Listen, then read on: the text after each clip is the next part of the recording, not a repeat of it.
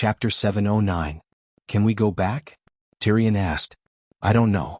Because of the big explosion, the spatial passage that was originally connected to Azeroth collapsed. Karazhan can't go back the way we came, and to make matters worse, we've lost the spatial coordinates of Azeroth. We seem to be floating in the universe in the form of a spatial interlayer. This was the biggest headache for Duque. He had never thought that Karazhan could be blown away. In Duque's opinion, Karazhan was at most like the moon revolving around Earth. Now, it was like the moon had been blown out of the solar system. Not only was it not dead, it was blown away. This strange result made even Duque angry. We really can't go back? Alexstrasza said helplessly with her hands on her hips. Aren't you a dragon aspect? Shouldn't you be more capable than a radiant moon mage like me? Duque said in annoyance. Even dragon aspects have specializations, alright? I'm not good at spatial magic. The queen said angrily, speaking of which, you tricked me into coming to Karazhan, but I can't go back.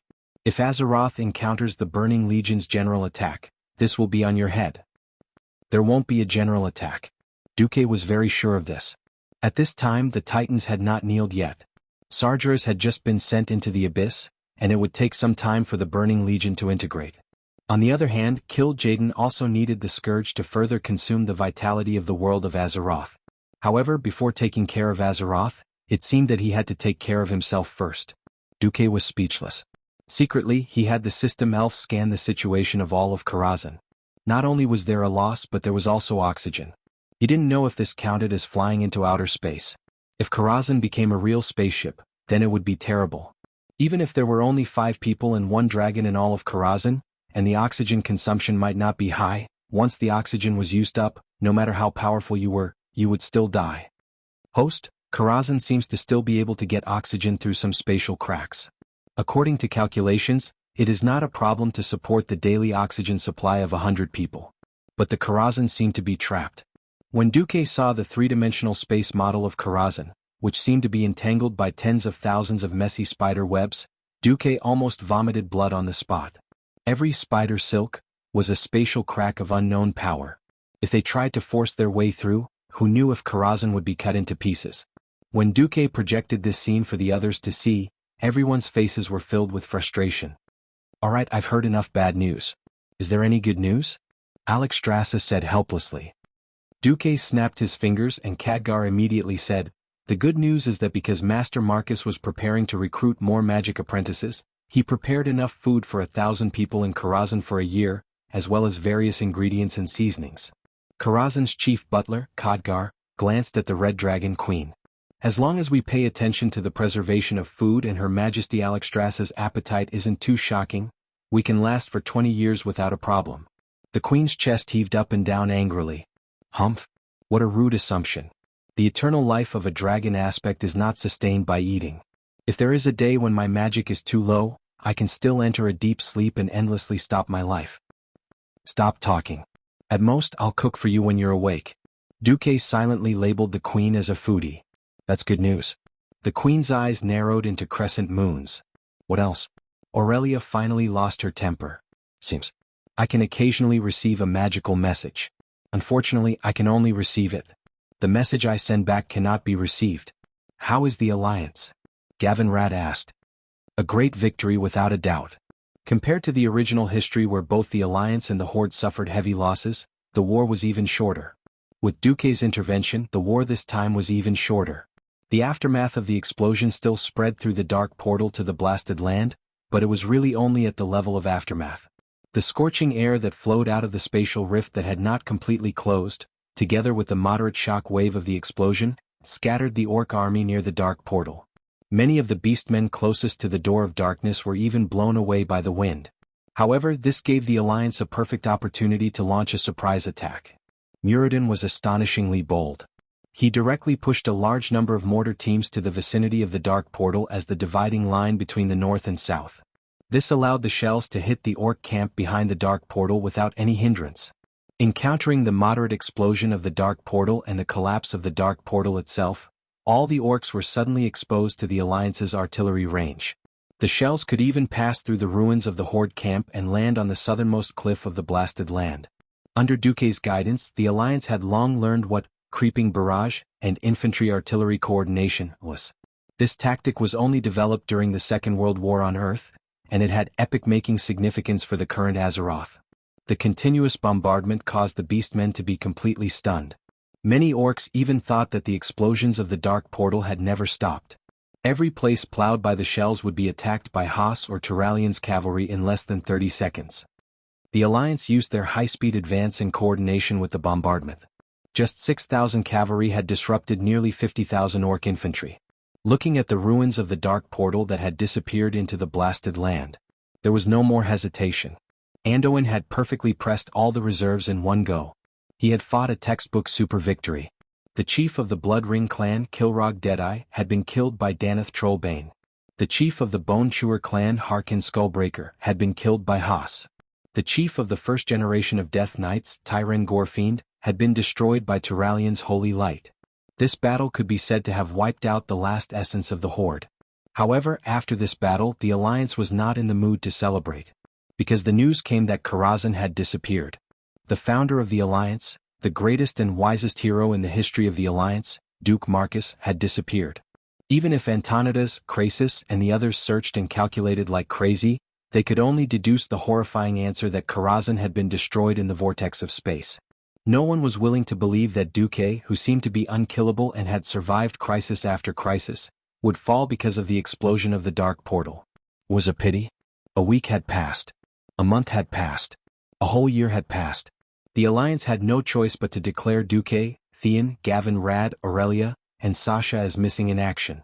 3 years later, King Valley of Stormwind City erected a statue of them. They were known as the 5 Heroes of Karazhan. Chapter 7:10. Time flew. No matter how brave a warrior was, he would grow old one day. No matter how glorious a legend was, it would eventually be forgotten. In Brill City of the Rotterdam Luntiris Forest, it had now become one of the well-known gladiatorial arenas of the Rotterdam Kingdom. There would be cruel and bloody gladiatorial performances every day.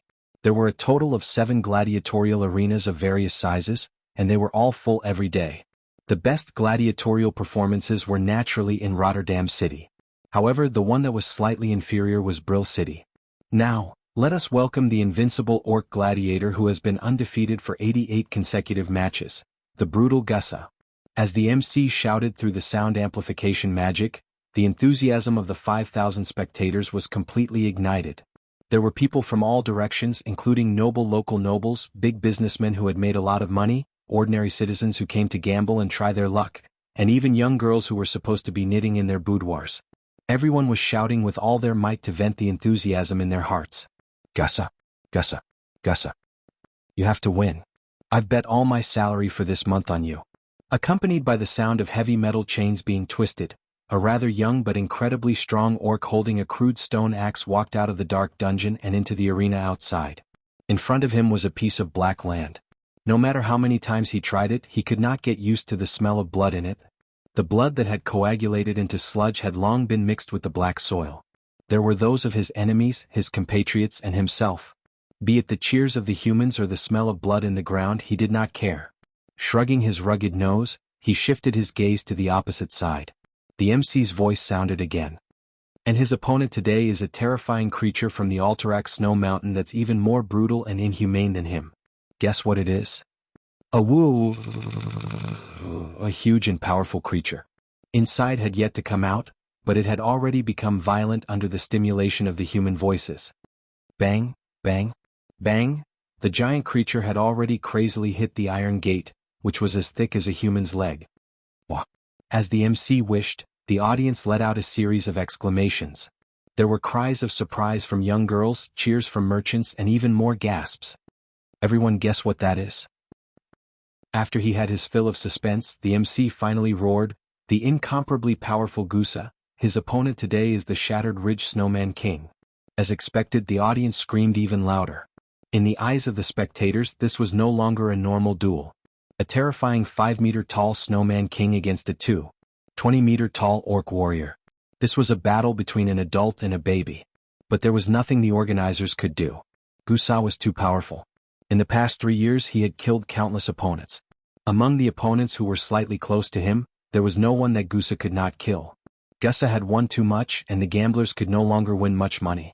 Even though the odds had reached 10-11, the commoners could still make a small profit even if they blindly bet on Gussa to win. This made the organizers very unhappy. But Gussa was so popular they could not possibly kill him in private. This was Gussa's last duel. If he did not die, he could only be sold to Rotterdam City and let a stronger enemy kill him. It was said that there were even demonic creatures in Rotterdam's bloodiest arena. However, Gussa's master, Viscount Naris, was still disappointed. Facing the hill-like Snowman King, Gussa was still clean and efficient. When the Snowman King charged over, he immediately used charge and turned into a shadow. He rushed to the Snowman King's shoulder and used Thunderstrike to knock the Snowman King unconscious. Then he immediately used Whirlwind Slash. After blinding the Snowman King, Gussa dodged the Snowman King's last struggle with an agile little jump. Then he chopped the Snowman King's neck from the back with his axe. The Snowman King's head flew off just like that. Done. Ah!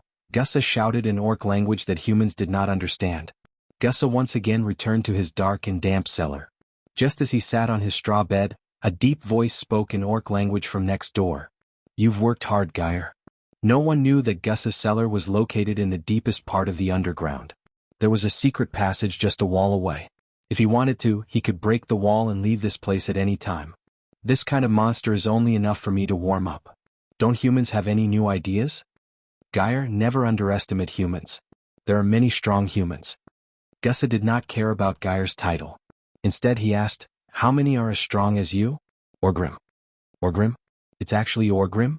Times had changed and no one would have thought that Orgrim, who was supposed to have died in the underground prison of Rotterdam City, would appear in this small place, and talk to the young orc called Geil so discreetly through the wall. If you are talking about melee professions, there are at least 3. Anduin Lothar, Uther the Lightbringer, and Sidon Dathrahan? These are the human powerhouses that I need to pay attention to? Geyer frowned. Other than the kings of the various countries, they are the most important? No. What I want to tell you today is that, be it the kings of the various countries or these 3 people, they are all trash compared to the man known as the nemesis of the orcs and the archenemy of the Horde. Remember the name I told you. Imprint it into the deepest part of your soul. Because he is the main culprit behind the Horde's defeat in all 3 wars. Hearing this, Geyer's muscles tensed up subconsciously. Even his breathing became lighter. Orgrim spoke. His name is Duke Marcus. At this moment, near a remote town in the continent of Rotterdam, lightning flashed and thunder roared. Strong winds blew. Countless bolts of lightning converged. The purplish-blue electric snakes twisted and finally carved out a large and standard circle on the ground. It was even rounder than a compass. The outside of the circle was charred black. The green grass and yellow soil were all replaced by black. In the middle of the circle, surprisingly, there was a naked young man. He posed like a statue of the thinker, although his muscles couldn't be considered fit at all. He looked like he deserved a beating. Who am I? Where am I from? Where am I going? Chapter 7:11. Coincidentally, Orgrim was asking Geil the same question in the cellar of Brill's Colosseum. Do you still remember the 3 questions I asked you? Yes. You asked, who are you? Where are you from? Where are you going? Geil replied in a steady voice. Then have you thought of the answer? Yes, I have. Geil's voice was sonorous and powerful. Speak. Geil stood up abruptly and spoke in the orc language with a thunderous might. I am Geil, the son of the great Frostwolf tribe chief Durotan and the powerful female warrior Draka. I come from the other side of the Dark Portal, the planet that the humans call Draenor. I want to lead my orc brethren to escape from the human slavery and go to a place where the orcs can rest. On the other side of the wall, Orgrim also stood up excitedly. He and Geil had their backs against each other. Even though there was only a thin wall between them, he could feel the warmth from Geil's back through the wall and into his heart. Very good. Very good. If Durotan and Draka could see you in such a heroic state, they would definitely be very happy. Orgrim was very pleased. Does my answer have anything to do with that Duke Marcus you mentioned? If he's such an important person, why haven't I heard of his name in all my years in Lordaeron? Because his name is a taboo in Lordaeron? Orgrim spent a whole hour explaining how Duke had used a series of methods to destroy the Horde's attack, as well as the relationship between the Alliance and Lordaeron, as well as the relationship between Duke and King Tyrrhenas. Geil frowned. If this Duke is really so terrifying, then he will indeed be the biggest obstacle to our tribe's rebirth. But didn't you say that he's been missing for 10 years, and the Alliance has marked him as a dead man? Why do we still have to worry about him? Orgrim sighed. Some people are still alive but he's already dead. Like Tarina's Menethil. I can even deal with an old fool like him. However, there is a type of person who is more terrifying in death than in life. This type of person is Duke Marcus. Orgrim's gaze seemed to pierce through the dark tunnel, through the boundless sky, back to the glorious days of war. After a long time he said, "If it's just Rotterdam, we only need to rescue our compatriots. We alone are enough to overthrow this country." However, things were different with the addition of the Eastern Kingdom. That is a completely different, higher-level world. A higher level? Have you ever seen a sailboat on Lordimir Lake? Yes. Do you know that the southern continent is using steamships with smoke coming out from the top of the ship? Do you know that the southern continent can transport 10,000 soldiers at a speed faster than a horse for 1,000 miles in a day and a night? Do you know that humans can make 1,000 of the sharpest swords in an hour? And those cannons that can destroy a small mountain? Guile fell silent. This is the new thing that the man named Duke Marcus has brought to the world of Azeroth. Orgrim looked dispirited. My body is not old, but my brain can no longer keep up with the new things. I only know that if we fight for freedom in the old ways, it will only bring true destruction to the orcs and the Horde. So, I put my hope in you, the person that the shaman prophesied. I hope that you can lead the orcs out of this cruel fate. I will. Guile said without hesitation. Do you have any other suggestions? Do in the main what you think. My last suggestion came from the shaman who persuaded me to protect you. He hoped that you would change your name to Thrall on the day of your rebellion. Thrall? Guile was confused. That was the name my subordinates gave you when they transferred you out of another slave camp. It was the name given to you by Lord Blackmore of Gaerton. Why do I have to use the name given to me by a human slave master? Guile was filled with indescribable anger. Because this is a name of destiny. It represents the knowledge you have learned from humans, your integration with human culture, and your true destiny. Orgrim's voice became very solemn. Believe in the Lord. If not for his great sacrifice, you would have been killed by the assassins sent by Duque 13 years ago. Only by returning to destiny will the God of destiny protect you. Alright, I agree. From today onwards, my name is Thrall. Guile, no, Thrall replied loudly. Very well, you will not regret this, child of Durotan. I will leave the rest to you. Yes, orcs will never be slaves. Thrall gripped his axe tightly. At the same time, the young man who appeared in the lightning looked like he was in pain. He stood up with difficulty. F***ck, I've actually become Arnold Schwarzenegger. The young man looked around. Sigh, luckily there is no one around. Otherwise, I would definitely be treated as a pervert. As soon as he tried to move, his first movement made him stagger and he almost fell. It was obvious that he was not used to his body. My body? He looked down. His sword was still there. Even without testing, he knew it was normal. Damn, the wind blew the eggs cold. Since it was functioning normally, the other tests could be ignored. No. After checking again and again, he finally confirmed that his body was intact. He was surprised and happy. After suffering for so long, he had finally returned to Azeroth. Even though he had been through countless dangers and seen countless storms, he could not help but feel a little excited. Finally, he took a deep breath and shouted, "Ha! Azeroth! I, Duhan-san, have returned to harm you." For a moment, the sky was filled with lightning and thunder. It was as if Azeroth could not wait to strike this scourge down. I must be joking. This is actually the aftermath of teleportation. Aftermath? Yes. He was the handsome duke that everyone hated, flowers withered at the sight of him, and cars had flat tires at the sight of him. Taking a deep breath of the fresh air of Azeroth, Duque, who had experienced the cruelty of long-distance teleportation across the universe, finally realized his current situation. Damn, a lot of my magic circuits have been burned. F***ck, my storage bag is finished. Damn, I'm still naked. No, before thinking about that, I need to wash the dust off my body. It's so uncomfortable. Duque, who did not dare to use magic for the time being, ran to a nearby stream to take a bath. Just as Duque was washing up, a soft sound suddenly came from behind. Duque turned around and saw a girl looking at him in shock. The next moment, Duque complained, "Why are you peeping at me while I'm bathing?" Chapter 7:12. Once upon a time, before Duque had transmigrated, there had been such a fatty. It had been a large gathering and many people had been assigned to various rooms in the hotel.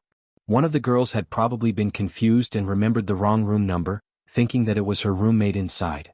In the end, the girl rang the doorbell and found that the person who opened the door was a pale fatty with only a bath towel draped over his lower body. The scene was extremely awkward, but this guy was the first to react. He screamed, "Molestation." He slammed the door shut, leaving the confused girl outside feeling extremely wronged. Right. Duke had done the same thing but by different means. No matter what happened, he had to scare the other party first. Duke's words smashed into the white-haired girl's head, causing her to be dumbfounded. After a long time she finally reacted. You. After saying you 3 times she could not continue. The girl was obviously very pure, but she already looked like she was about to cry. Seeing this, Duque could not bear to see her like this. Sorry, I was just joking. Duque's dog eyes unexpectedly saw this girl wearing a red priest's robe. It was summer and her legs were very white. Where are you looking? The girl suddenly became alert and raised the staff in her hand. That's right, this was a naked man. What if he went berserk? No, you misunderstood. I saw that your clothes are very familiar. Are you from the Scarlet Crusade?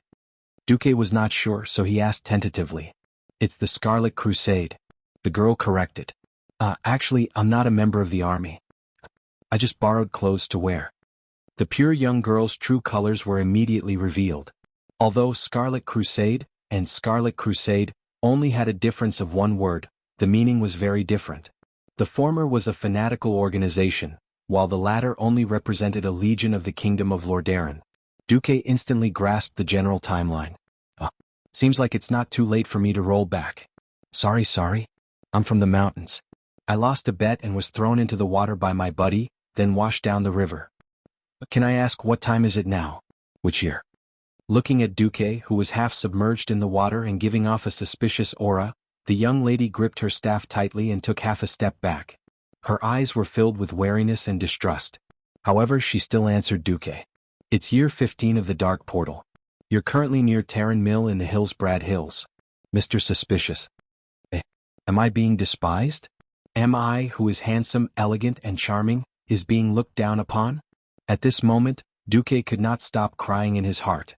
10,000 alpacas galloped through his mind. After a while, Duque came back to his senses. Sorry, I'm not the kind of person you think I am. The young girl was still vigilant. Her large watery eyes and white hair made her expression seem even colder. She was clearly saying that he was that kind of pervert. Duque lost his temper. You're a priest, right? For the sake of the holy light, can you get me a set of clothes? The young girl lightly pursed her bright red lips. Since the other party was already using the holy light, she finally nodded. She then faced Duque and took 3 steps back. After making sure that Duque could not jump out of the river, the young girl turned around and ran without looking back. This sigh. Just when Duque thought that the young girl would break her promise and was about to use leaves to make a grass skirt to cover her body, the young girl still came back with a set of rough linen clothes and a young man who acted as her protector. The young man was very tall and had a steady look, but his short beard revealed that he was less than 16 years old. His trembling left hand on the hilt of his sword revealed his guilt. Of course, Duque would not do anything to them. When the young girl turned around, Duque quickly went ashore and used the cloth that the young man had left on the shore to dry his body. He then put on the rough linen clothes that he had not worn for many years. Ugh, what a nostalgic feeling. When I first transmigrated, I seemed to have worn this too. Seeing that although Duque's origins were strange, he did not seem to have any ill intentions, the young man slightly lowered his guard. Mr., may I ask what your name is? Duque. Duque casually replied. What about you guys? Thank you for your help. I would like to at least know your names. Reynolds. Sorry.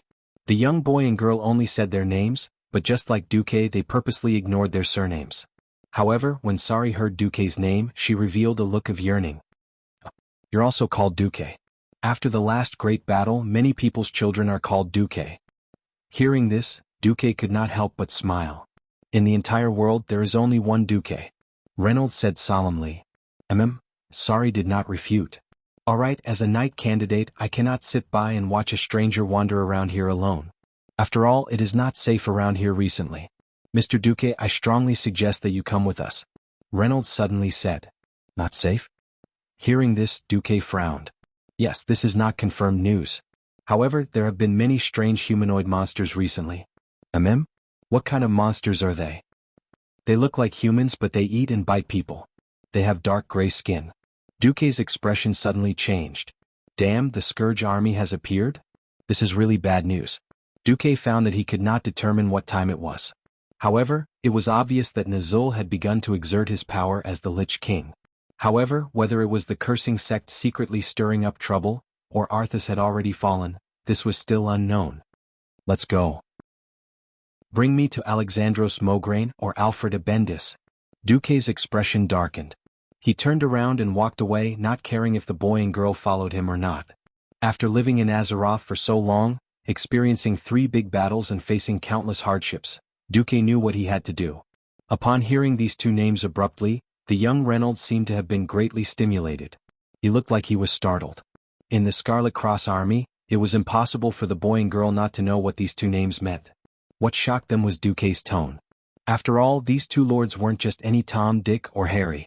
Looking at the whole world, how many people would dare to call them by their names? However, this mysterious Duque dared to do so. He really wanted to scold this Duque. How dare you?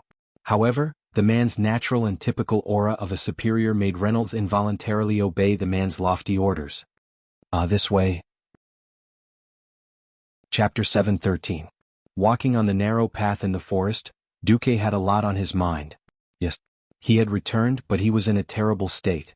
Although he looked fine on the outside, he was the only one who knew how hard it had been to play interstellar travel. He was the first to come back. He had to do this. Karazhan was wrapped in a spider web of countless spatial cracks in the depths of the spacetime tunnel. Apart from him, no one else could come out. Although Alexstrasza could transform into human form, the amount of mana needed to teleport her was too great. Apart from her, no one else was good at magic. Although Khadgar was much stronger, the problem was that this ghost mage was almost an earthbound spirit, and it was difficult for him to leave Karazhan. In the end, after being trapped for too long, Duque still teleported back alone after preparing for a long time. It had been an extremely dangerous journey. Even with the help of the system elf, Duque had almost died in the void. After all, there were many times when one had to change directions at supersonic speeds 3 or 4 times in a second. This was really not something a human could do. But after returning, Duque had 2 serious problems. First, he had burned many magic circuits. Roughly speaking, his power had temporarily fallen to the level of an ordinary Radiant Moon mage. But if he was given some time to reorganize his magic circuits, it should not be a problem for him to rush back to the half-step breaking dawn he had once achieved in Karazhan. Second, the system elf seemed to have gone silent. No matter how he called out, there was no response. He did not know whether it was the solar storm or the influence of the spatial magnetic field, but the system elf was temporarily on its knees. Both greatly affected Duque's strength. As Duque walked, he asked Renaud about the current situation. Even though he had scared Renaud, Renaud still tried to answer his questions carefully and selectively. Through Renaud, Duque at least learned a few important pieces of information. Over the past 10 years, Rotterdam had been constantly nibbling away at the original Alterac territory. Now, apart from South Shore, which had been upgraded to the South Sea city-state and gained autonomy, the rest of the territory basically belonged to Rotterdam. However, the shattered ridge that was originally part of Alterac Royal City was abandoned by the Rotterdam Kingdom due to the large number of snowmen occupying it and the fact that they had failed to clear it out many times. King Lang Rin was assassinated by an orc sword saint in the 8th year of the Dark Portal.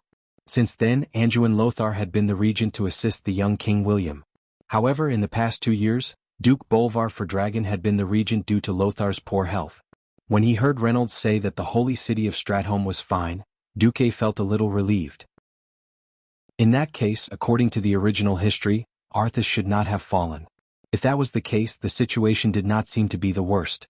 However, when Duque asked about Arthas' situation, Reynolds became even more vigilant.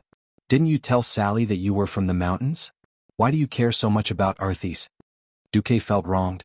Duque was rather speechless at the vigilance of this pair of underage boys and girls. Just as Duque was about to say something, the wind suddenly brought with it a terrible stench. Sally covered her mouth, and even Reynolds, who looked like a protector, had a hard time holding back the urge to vomit. It was the unique smell of a slaughterhouse, with a hint of disgusting sweetness. No, it was not the smell of fresh meat, but the stench of rotting corpses. It had been too long since Duque had smelled something like this. Only after burying corpses on the battlefield for a few days would there be such a smell. The rotting smell came from a house near the forest path. It was now very clear what had happened inside.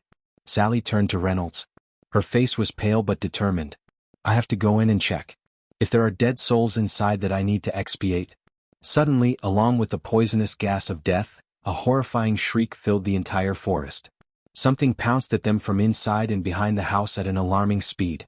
Without hesitation, Reynolds immediately pulled out the sword at his waist and pointed it at the intruder with a trembling sword tip.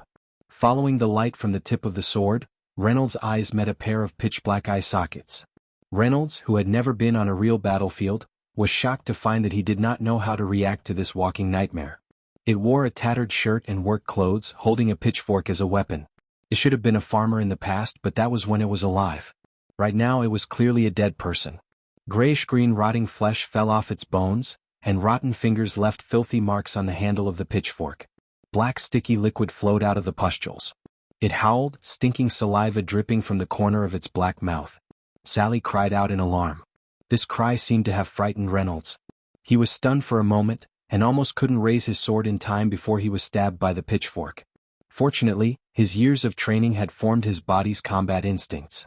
He managed to knock the pitchfork out of the zombie's hand with his sharp sword, and then he swung his sword horizontally across the zombie's neck. The neck that had lost its tenacity gave Reynolds a disgusting feeling, as though he had cut a pile of rotten grass. Then the filthy head flew into the air, and a stinking liquid sprayed out from the severed neck, splattering half of Reynolds' face.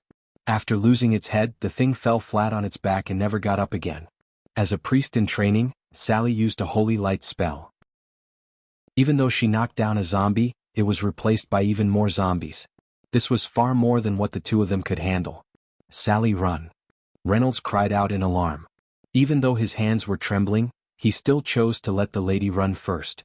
At this moment, the two of them suddenly heard whooshing sounds. It was the sound of something breaking through the air. Countless fireballs flew past them, hitting the bodies of the swarming zombies.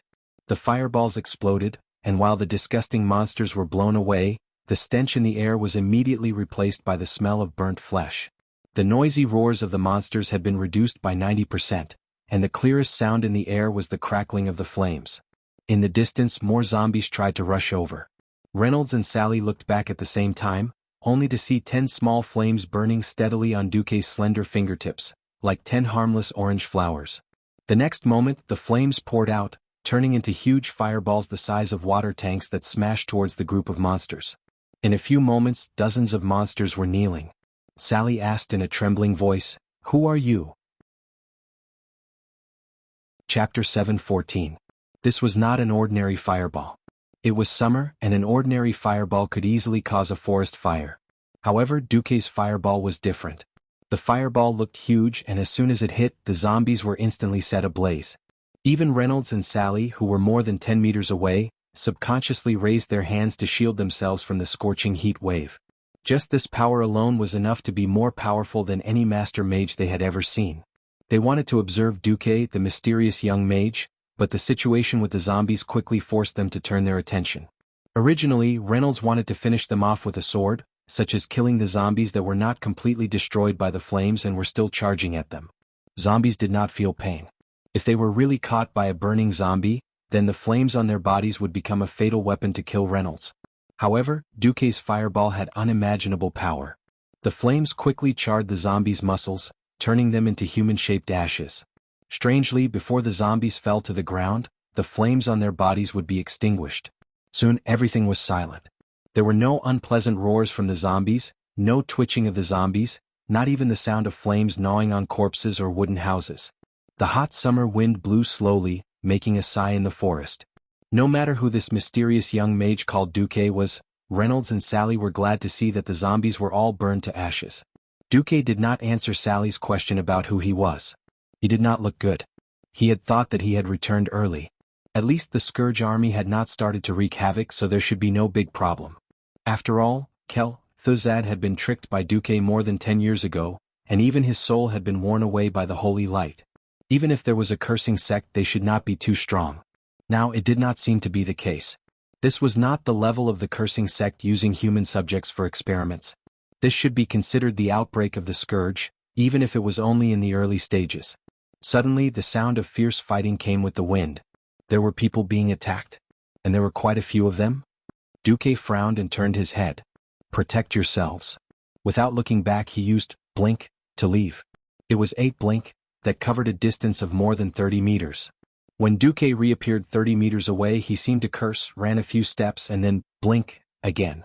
In their eyes, Duque was already a monstrous existence. Reynolds turned his head. If he had wanted to make a move on you not long ago, Sally smiled bitterly. How would I know? Fortunately, he is on the side of the humans. What do we do now? Sally said firmly, follow them. But we're not here to, we're just trainees. The order wasn't given to us, was it?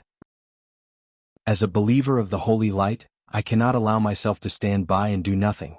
Sally smiled, and her snow-white short hair gave off a kind of holiness that Reynolds had always been secretly fascinated by.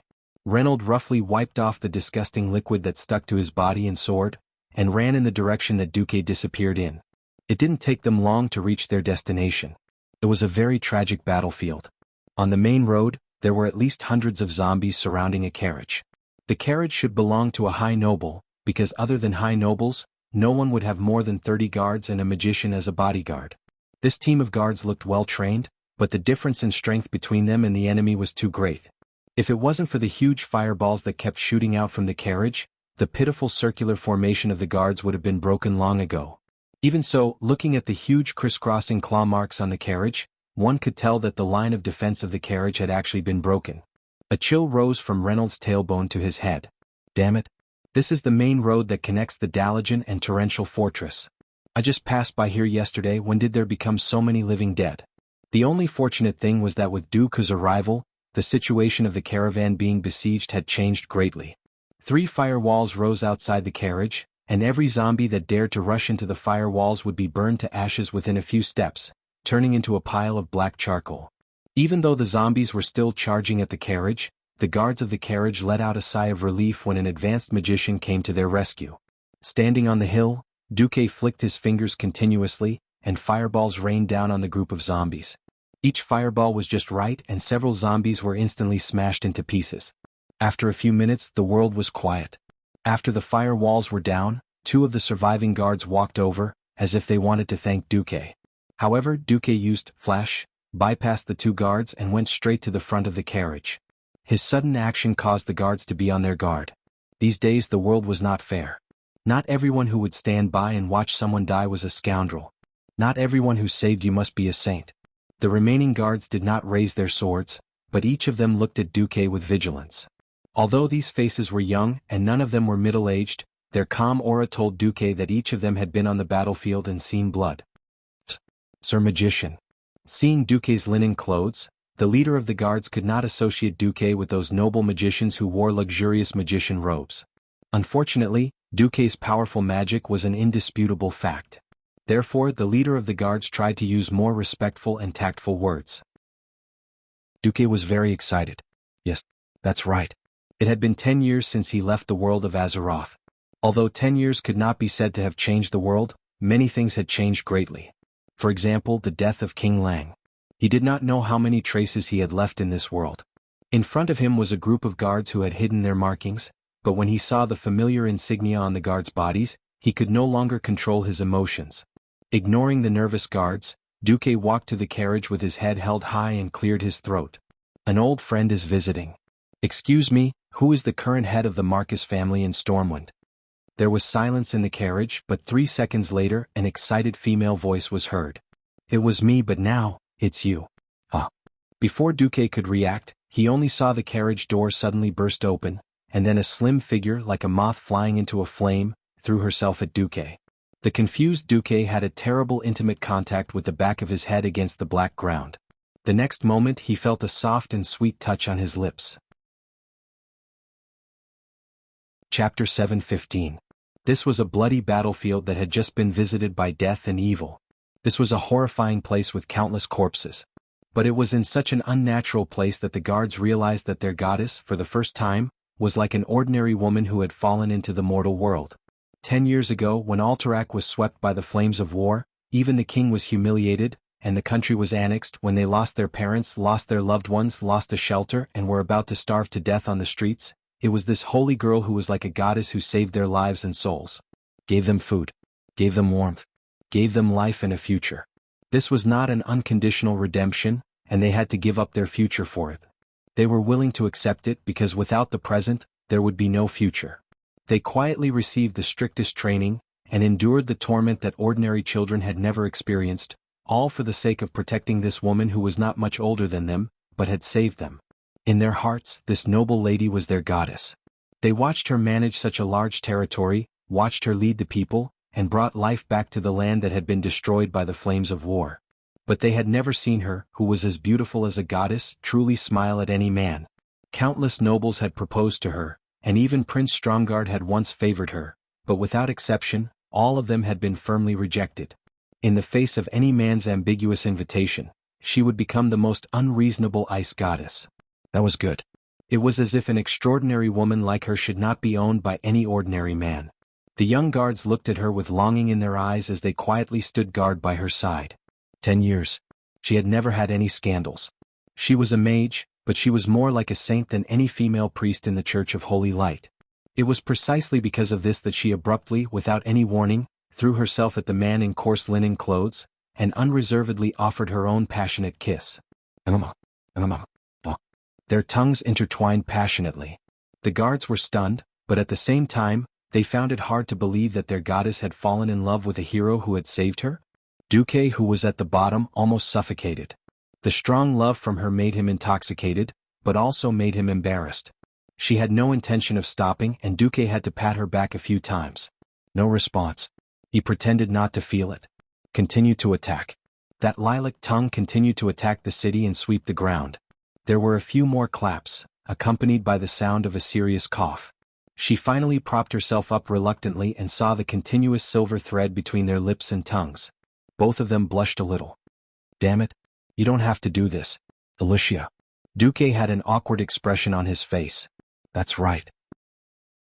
This noble lady was naturally Miss Alicia Barov. What the hell? I should be the one saying this. You bastard. I've been gone for 10 years. Alicia's face was full of resentment. Kill Jaden secretly gave Nazul a super bomb. Even Karazhan was blown away. Duque said innocently. I know it's not your fault. Alicia's waterfall-like soft black hair fell on Duque's cheek, tickling Duque. At this point Alicia's voice suddenly became smaller. It was a mosquito's hum that only Duque could hear. You promised to give me a coming-of-age ceremony, but you're 10 years late. This is the truth. Duque was speechless. Because she was kneeling, her neckline hung down. At this angle, Alicia's mature female body was almost completely exposed. She was obviously so shy that she was about to explode. Her pretty face and neck were covered in crimson, but Alicia did not adjust her posture. She wanted Duque to see to his heart's content. She had indeed grown. The once unripe fruit had become a ripe peach.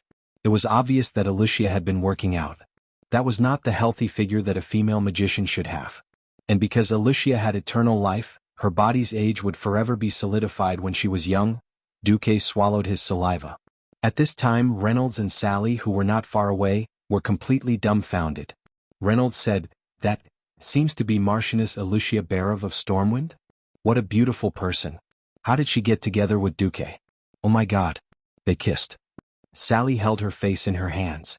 She knew that her face was burning. Girls love heroes. The scene in front of them was a hero saving a damsel in distress, followed by a beauty falling in love with him. This was the template of a night novel. The corner of Reynolds' mouth twitched. He was a little unconvinced, but he could not be unconvinced. With such a large number of zombies in front of him, he would die of exhaustion if he just stood still and let him cut them down. They were not like mages who could throw a bunch of fireballs and the world would be peaceful. He had also thought too highly of mages. Only Duque could be so awesome, and a half-crippled Duque at that. On the other side, although Duque was very happy that Alicia still loved him and waited for him for a full 10 years, he still did not forget the urgency of the situation. Let's put it aside for now. We still have a long way to go. Hearing the words, we still have a long way to go, Alicia's face became even redder. Alicia, tell me first what happened. When did these zombies appear? What's the situation in the various countries now? Duque asked quickly. Alicia hurriedly stood up. She quickly combed her beautiful black hair. In just 3 short seconds, she had once again entered the role of the strong woman who replaced Duque to control the Marcus family. The appearance of zombies happened last summer in July. At that time it was only an isolated case. Lord Darren strongly condemned it, saying that it was the result of the Dalajan's forbidden experiments.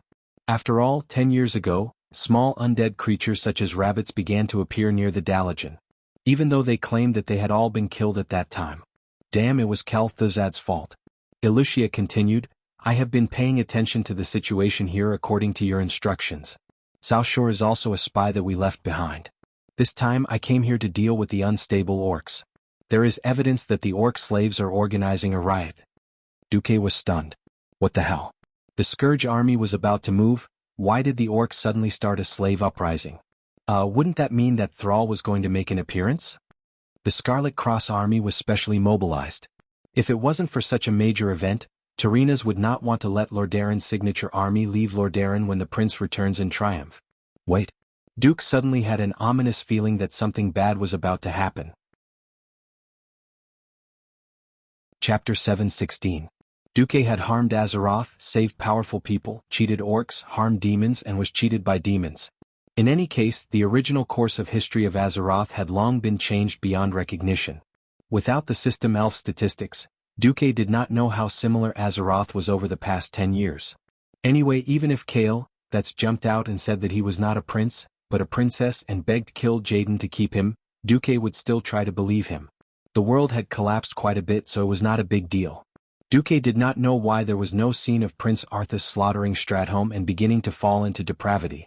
But he remembered very clearly that Arthas' return from Northrend was the symbolic event when he led the Scourge army onto the main stage of Azeroth's history for the first time.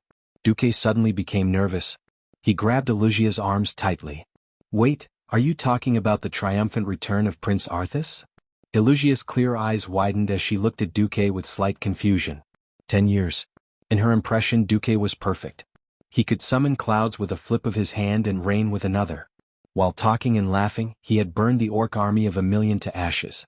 In an understatement, he had reversed the fate of the Barra family and killed the ancient evil dragon, Deathwing, Nesario. In her impression, there were not many things that could make Duque so nervous. If Duque was like this, it was either that Duque, who had not seen him for 10 years, had become an ordinary person, or that it was a very important matter. Ilusia, who had been guarding the territory of the Elven Forest for Duque, did not hesitate to believe that it was the latter. After pulling Duque into the carriage, Ilusia quickly reported the recent situation to Duque. Unlike Reynolds' hesitant and timid exchange of information, this was an unreserved disclosure. This starts from the resurrection of the Medivh who warned the countries as a prophet. Why did it sound like history had returned to square one?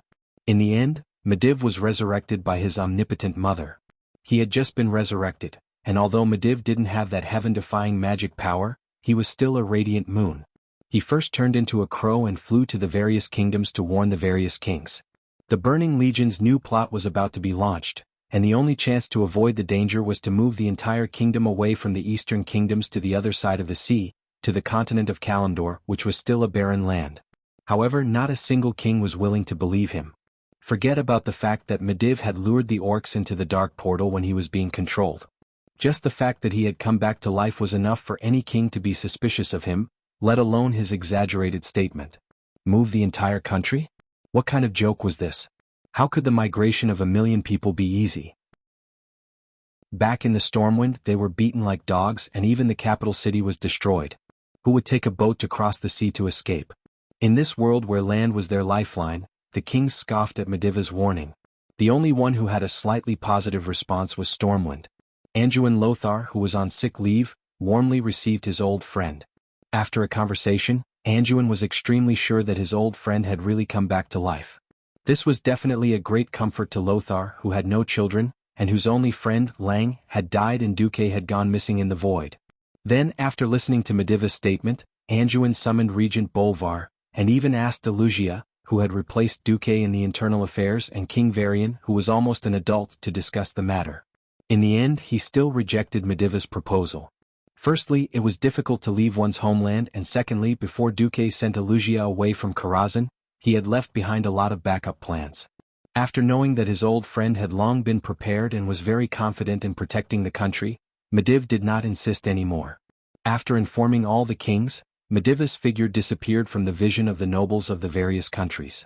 Not long after, all kinds of crises came unexpectedly. The first was the rebellion of the orcs.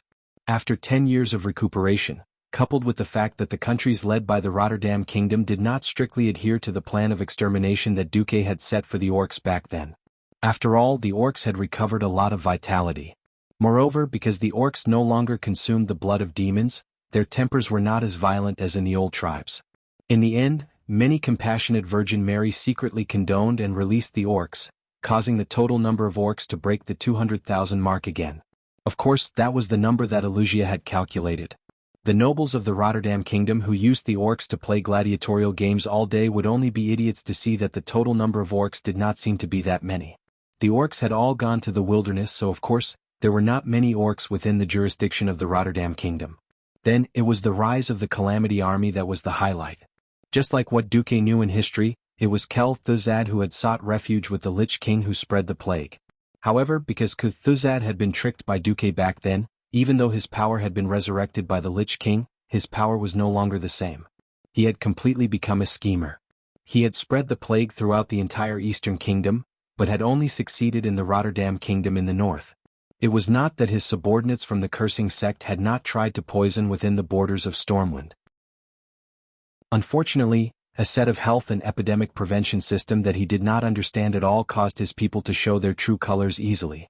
Following Duque's teachings, Wuxia directly asked her subordinates to use the holy light to interrogate the human traitors who had sought refuge with the Calamity Army. The plague raged within the borders of the Rotterdam Kingdom as expected, and because of Duque's other backup plan, the entire Stratholm was strictly guarded. As a result, no residents were infected, and there was no massacre of the city that should have happened in history. However, fate seemed to be mocking Duque.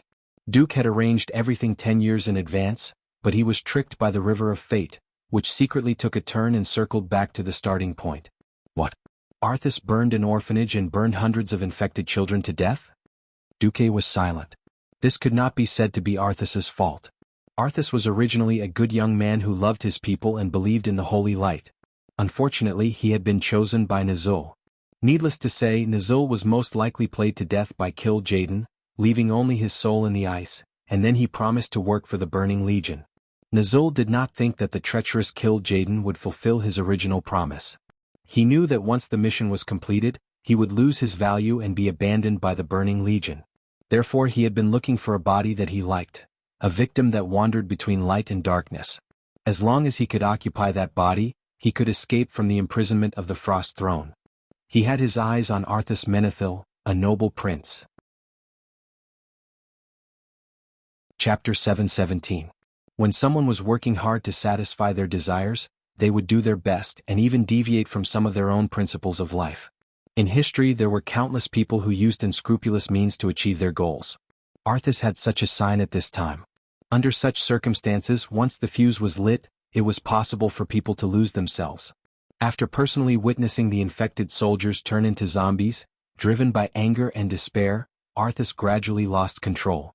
He burned down the orphanage, and when his teacher Uther and Jaina arrived to help, they could only see the church-like orphanage burning, and hear the desperate cries of the orphans before they died.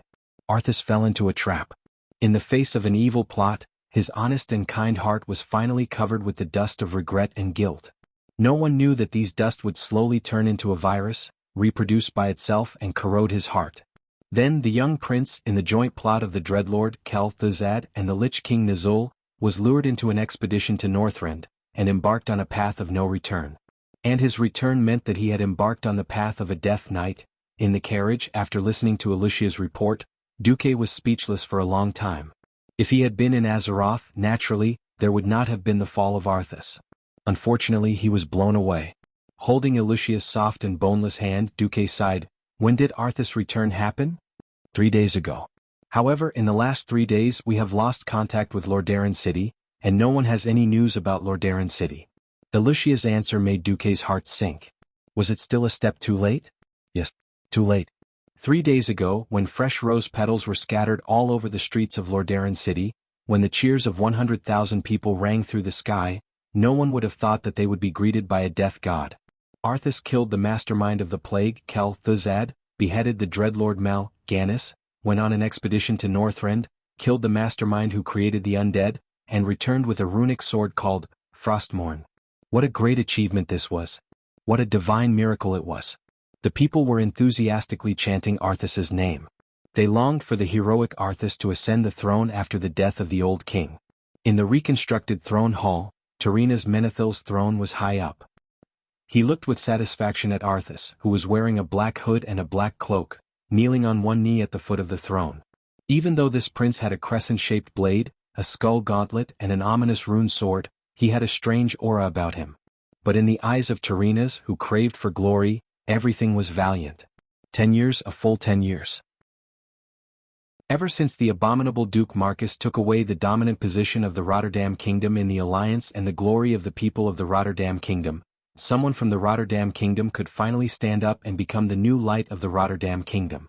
Not the valiant Abendus. Fearless Mograine was no good. Not even the benevolent Archbishop Fail. Only his own son, the only legitimate heir of the Menethil royal family, Arthas Menethil, had the right to enjoy this great honor. Tirina's was very satisfied. He was so satisfied that he ignored all the warning signs of danger. He subconsciously ignored the reports of the prince's strange movements and too many troops from his subordinates. He also diverted Uther and his Silver Hand Knights, who had a disagreement with Arthas over the burning of the orphanage and the treatment of the plague victims. Tirina's, under the ridicule of fate, had sent himself to his death. "Ah, my son." Tirina's happily stood up from the throne. However, Arthas's reply left him a little confused. "You do not have to sacrifice yourself for your people anymore. You do not have to bear the heavy burden of the crown for them anymore. I have arranged everything." Tirina's was extremely shocked. What was this speech? At this moment, Prince Arthas, who was kneeling on the ground, suddenly stood up and lifted his hood, revealing a pale face. The contours of his face had not changed. He was still the handsome Arthas Menethil, but his pale skin and snow-white hair made Tirina's even more shocked. Wasn't my son blonde? How did he become as old and white as me? While Tirina's was still in shock, Arthas held Frostmourne in his hand and strode up the stairs to the throne. Without the king's permission, it was very rude to step on the stairs to the throne without the king's permission. If it were someone else, the royal guards beside Tirina's would have already stopped them. But he was Arthas, the only heir of the Menethil royal family. With the king aging and not knowing how long he had left to live, Arthas was already the next king of Lordaeron. The guards hesitated. This hesitation destroyed Tirina's last hope. Tirina's, who was held by the neck by his precious son, trembled and asked, "What is this?" "My son, what are you doing?" "Inheriting your throne, my father." After saying that, he raised his sword, and the infamous Frostmourne pierced through the chest of the leader of the alliance, the king of the largest kingdom in the alliance for more than 30 years. The blood of the Menethil royal family flowed on the icy blade, and an evil hum echoed throughout the throne hall. At this moment, the millions of souls that died on Frostmourne let out the most tragic wails, and the will of the dreadlords attached to the sword was activated. Across the endless space, almost every dreadlord saw the scene of Arthas killing his own father. The dreadlords laughed maniacally. They were cheering the fall of a saint. They were laughing at the extreme ugliness of justice when it was twisted. This day was the victory of evil. This was the beginning of the Burning Legion's conquest of Azeroth. Their laughter, as well as that of the Lich King Nazul, echoed in the throne hall that had suddenly become dark because of the dark aura. The Death Knight Arthas did not notice, and his desolate voice echoed throughout the entire city. This kingdom is going to be destroyed. From the ruins, a new ruling order will be born. It will shake the foundations of everything in this world. Following the prince's declaration, all the magic circles in Lordaeron automatically activated, and powerful undying from Northrend poured out. Chapter 7:18. The ancient city of Rotterdam had been plunged into war for the second time ever since it was built. However, this time, Duque did not lead the army to rescue them. Due to the suppression of the Orc uprising a while ago, Rotterdam had sent almost all its combat troops. And because of the conflict between Uther and Arthas, the Silver Hand was also sent to Andoril, which was hundreds of kilometers away. The rest were all third-rate troops, and they were ambushed by their own people. The people of Rotterdam were stunned. In an instant, the bright sunshine above the city disappeared. The sudden cold clouds shrouded the entire city, and people were shocked to find that the world had suddenly turned from hot summer to cold winter. There were only clouds with an evil aura left in the sky. The cold wind howled and the atmosphere was lifeless. The pure white city wall was covered in a thick layer of ice at a speed visible to the naked eye. The enthusiastic scene of celebrating the triumphant return of His Royal Highness had long since disappeared. This was because the screams that rose and fell throughout the entire city had caused the people to fall into panic, and the screams were becoming more and more frequent. Ah, monsters? City guards? Where are the city guards? Mom, I'm so scared. It was a mess everywhere, and the places a little further away from the city were dead. This was not an adjective because everyone on the city walls and outside the city gates was dead. It was hard to guard against a thief in one's own house. As the only heir of the kingdom, there was nothing to hide from Arthas. In fact, the old king had been holding on to power in recent years, and there were still many things that he had begun to reveal to Arthas. Everything became the best nourishment for this feast of slaughter. The Undying, a terrifying existence from the Northrend icefield. They were fearless, ruthless, and did not need to breathe. They constantly created death, causing all lives to fall into the embrace of the Grim Reaper. Then they would immediately make the people who had just become dead stand up shakily, raise their knives, and slash at their comrades. All of a sudden, they went from the height of summer to a seemingly endless winter. There were undying beings everywhere, and that made the citizens of the Rotterdam Kingdom, who had lived a peaceful and dreamy life for more than 10 years after the Dark Portal, feel as if they had seen the end of the world. What happened next was supposed to happen in history, where the 300,000 soldiers and civilians of Rotterdam City would be slaughtered by Arthas' undying army. Arthas would then use the hundreds of thousands of soldiers to snowball and sweep across the entire northern continent. Just then, something unexpected happened that Arthas didn't expect. At first, he did not pay much attention to it. His Death Knights reported that the humans in the south of the city were resisting fiercely. Resist? So what if he resisted? The 3 largest barracks in Rotterdam City had been successfully attacked by the undead led by his Death Knights. Nearly 100,000 new and old undead soldiers began to charge into the city from the east, north, and west, besieging the living people in the city. But the situation was beyond the imagination of the dead king of the Rotterdam Kingdom. Run. There was a ship in the south. Once we get out of the south gate, we'll be able to live. Those damn monsters are everywhere on the land. Not only were there people shouting with amplification tools, but there were also countless places in the city, such as the landmark clock towers and tall towers, all of which had bright arrows made of flames. All the arrows pointed in a clear direction, south. At this time, a memory that was not too long ago surfaced in the minds of the people of Rotterdam. Evacuation drill. This was a plan that started 3 years after the Dark Portal. It was proposed by the deputy commander of the Alliance at that time, Duke Marcus. At that time, Duque said, in view of the fact that the capitals of 3 kingdoms in the Alliance were once breached, causing irreparable losses to the lives and property of the people. In order to avoid possible future dangers, I suggest that each kingdom formulate a special evacuation plan according to the structure of their own capital. In case there really is a need in the future, at least most people can escape. At that time, the kingdoms were busy with post-war reconstruction. Compared to fighting for the land of Alterac and the right to speak in the Alliance military, this resolution that was unanimously passed by the kingdoms was only one of the hundreds of agreements the Alliance had reached over the years. When Duque was in power, he would lobby the kingdoms to hold a drill every summer. In the first 3 or 4 years after Duque disappeared, the kingdoms still held evacuation drills. After a long period of peace, the nobles of the kingdoms also became lazy. In the end, after 10 years, only Stormwind City, the Furnace Fort, and the Eagle Nest Mountain persisted. However, having done it before still left an impression.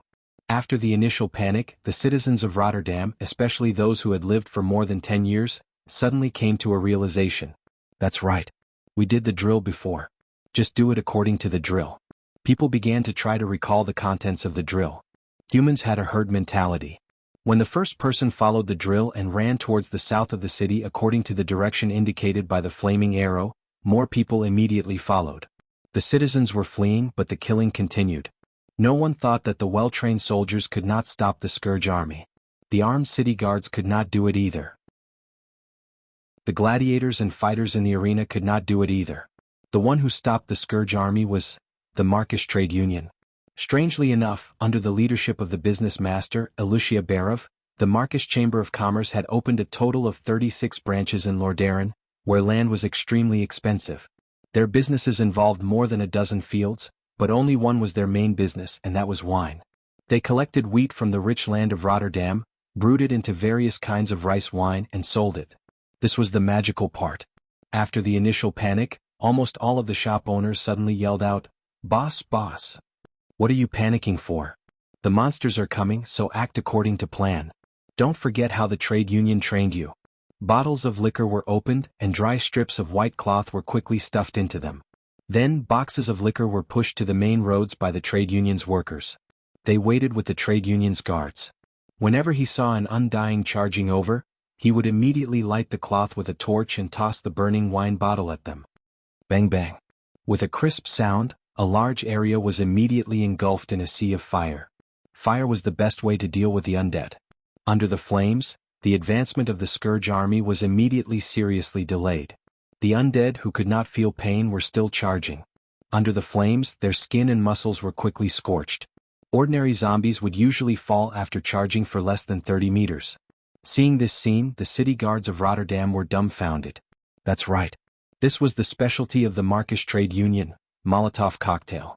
Also known as the indigenous incendiary bomb. Chapter 719.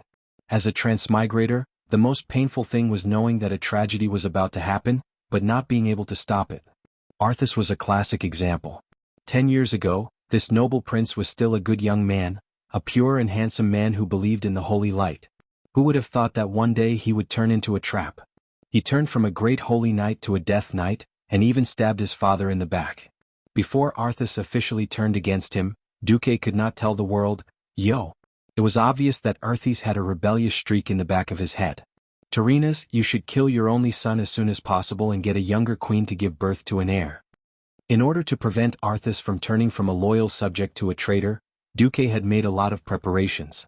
Unfortunately, because Karazhan was accidentally blown up, Duque, who thought he still had a lot of time, could not proceed to the next stage of preparations. Fortunately, the foreshadowing was still laid. The Molotov cocktail incendiary bombs that were extremely famous during World War II on Earth were placed in the main commercial areas of Rotterdam in advance, legally and grandly. If possible, Duque would have arranged for 100,000 holy knights to wait for Arthas to turn against him. Unfortunately, there were no 100,000 holy knights in the world, and Duque could not send weapons for battle to Lordaeron in advance. There were weapons shops selling swords to gladiators on the streets, but which weapon shop was not backed by the high nobles of Lordaeron? The fact that Duque's Chamber of Commerce could sell alcohol and all kinds of luxury goods in Lordaeron was already the result of Tyrrhenas not falling out with them.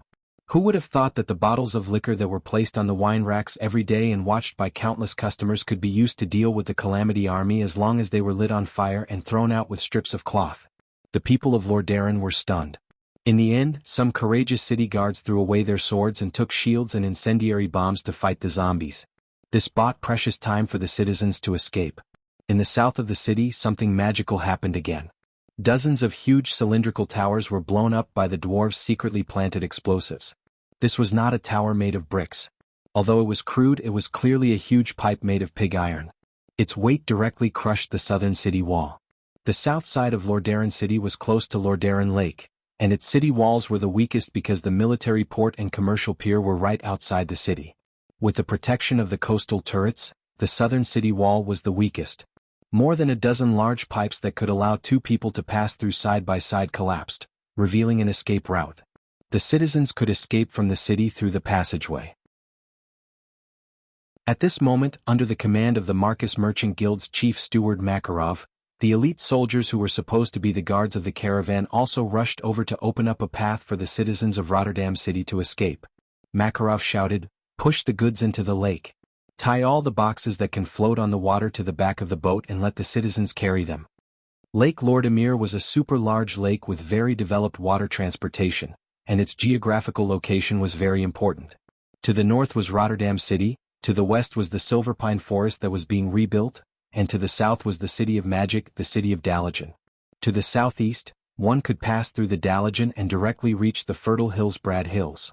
After 13 years of continuous development since the Dark Portal's second year, the scale of Lordaeron's pier was quite large. Goods from all over the north of Rotterdam were gathered here, transported to the south, and then transported from South Shore to the southern continent. The volume of goods handled was as high as 10,000 tons per day. This was not the modern pier from before Duque's transmigration. 10,000 tons was a very shocking number in this era. The docking of the many ships gave the citizens of Rotterdam their last hope to escape. Under the command of Duque's chief steward Makarov, the ships would leave as soon as they were full, never stopping. Later on, there was even a ship that set sail with a string of tails tied to the back of the ship. Anything that could carry people, such as floating logs and boxes, they set sail without delay.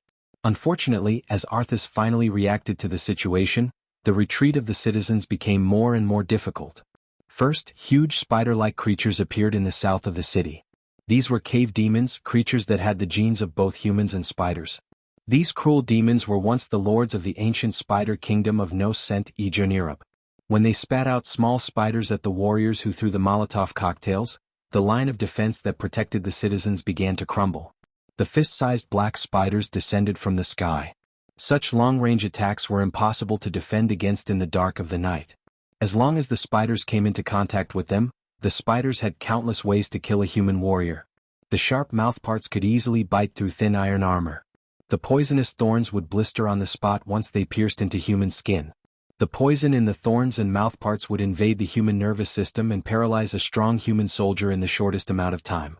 Without the obstruction of the Molotov cocktails, the stagnant undead army once again surged forward like a raging tide. Makarov wanted to hold on for a while longer, but when he saw the liches appearing on the shore, he let out a long sigh. "We've done our best, let's retreat." Helplessly listening to the desperate cries and wails of the citizens, the merchant fleet began to leave the pier. There was no other choice. If they didn't leave now, none of them would be able to leave. The sailors and survivors on the ship didn't even dare to look back at the pier that had turned into a slaughterhouse. A human tragedy was unfolding there.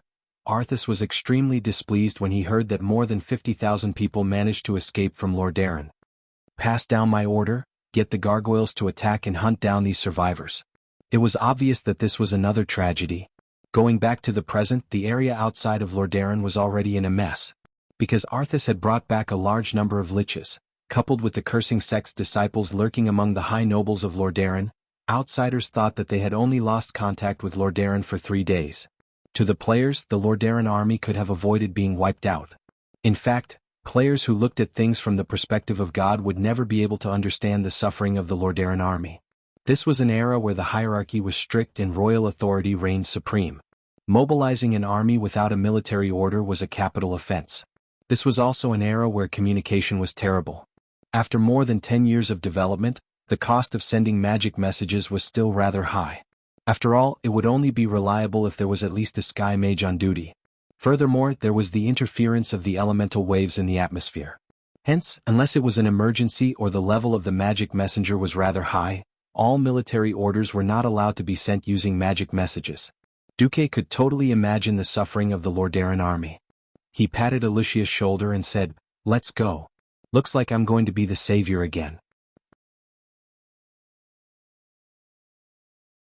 Chapter 720. What was a hero? A hero was a very vague definition.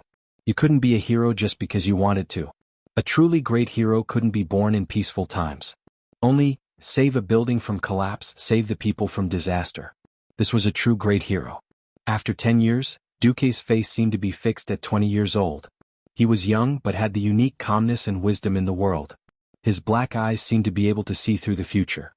They were always so deep and enchanting. Alicia thought back to the past 10 years.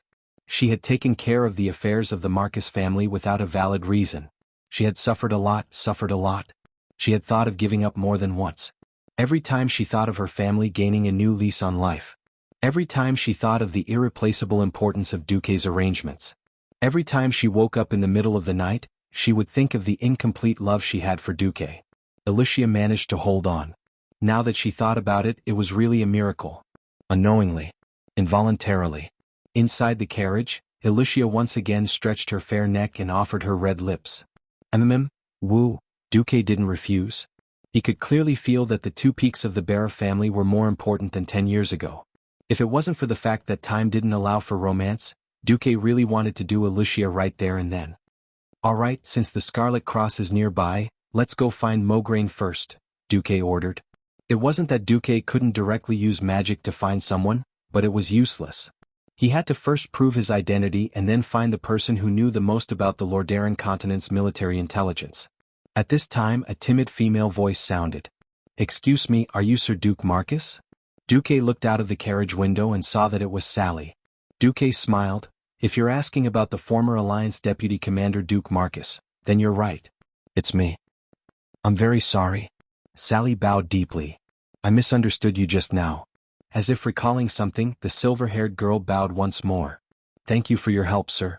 If not for you, Reynold and I would have died just now." "It's fine. I'm the one who's embarrassed. Did I scare you like that?" Duque smiled bitterly. The young girl recalled Duque's naked appearance and immediately blushed. Reynolds, who was at the side, was truly shocked.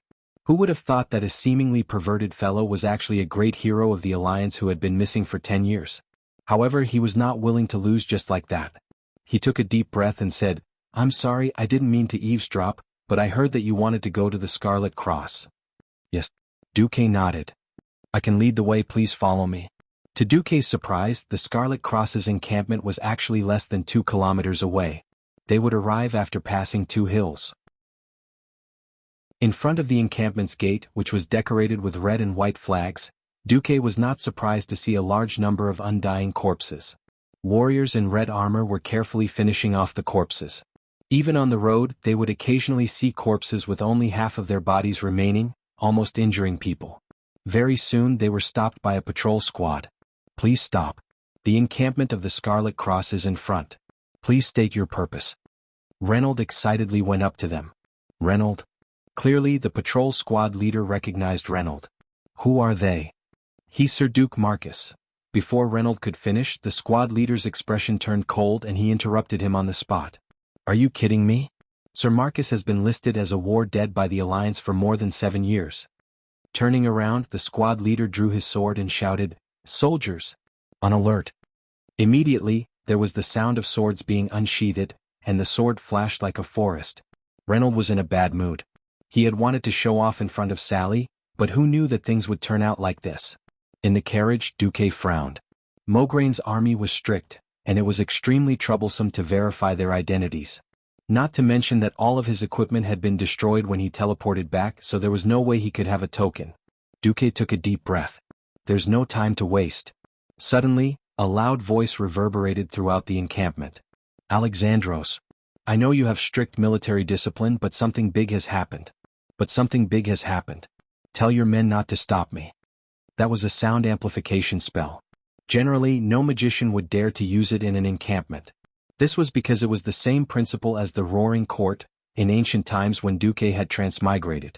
But there was no time to waste. There was a commotion in the encampment, and the Scarlet Cross soldiers who had long been prepared for battle, immediately rushed out. At this moment, another deep voice came from the main tent. Unlike Duque's trick, this was a simple, thunderous voice that created a shocking effect. "Duque? Holy light above, did I see a ghost? Or did I really meet another resurrected one? Soldiers, listen up. Get out of the way, let him in quickly."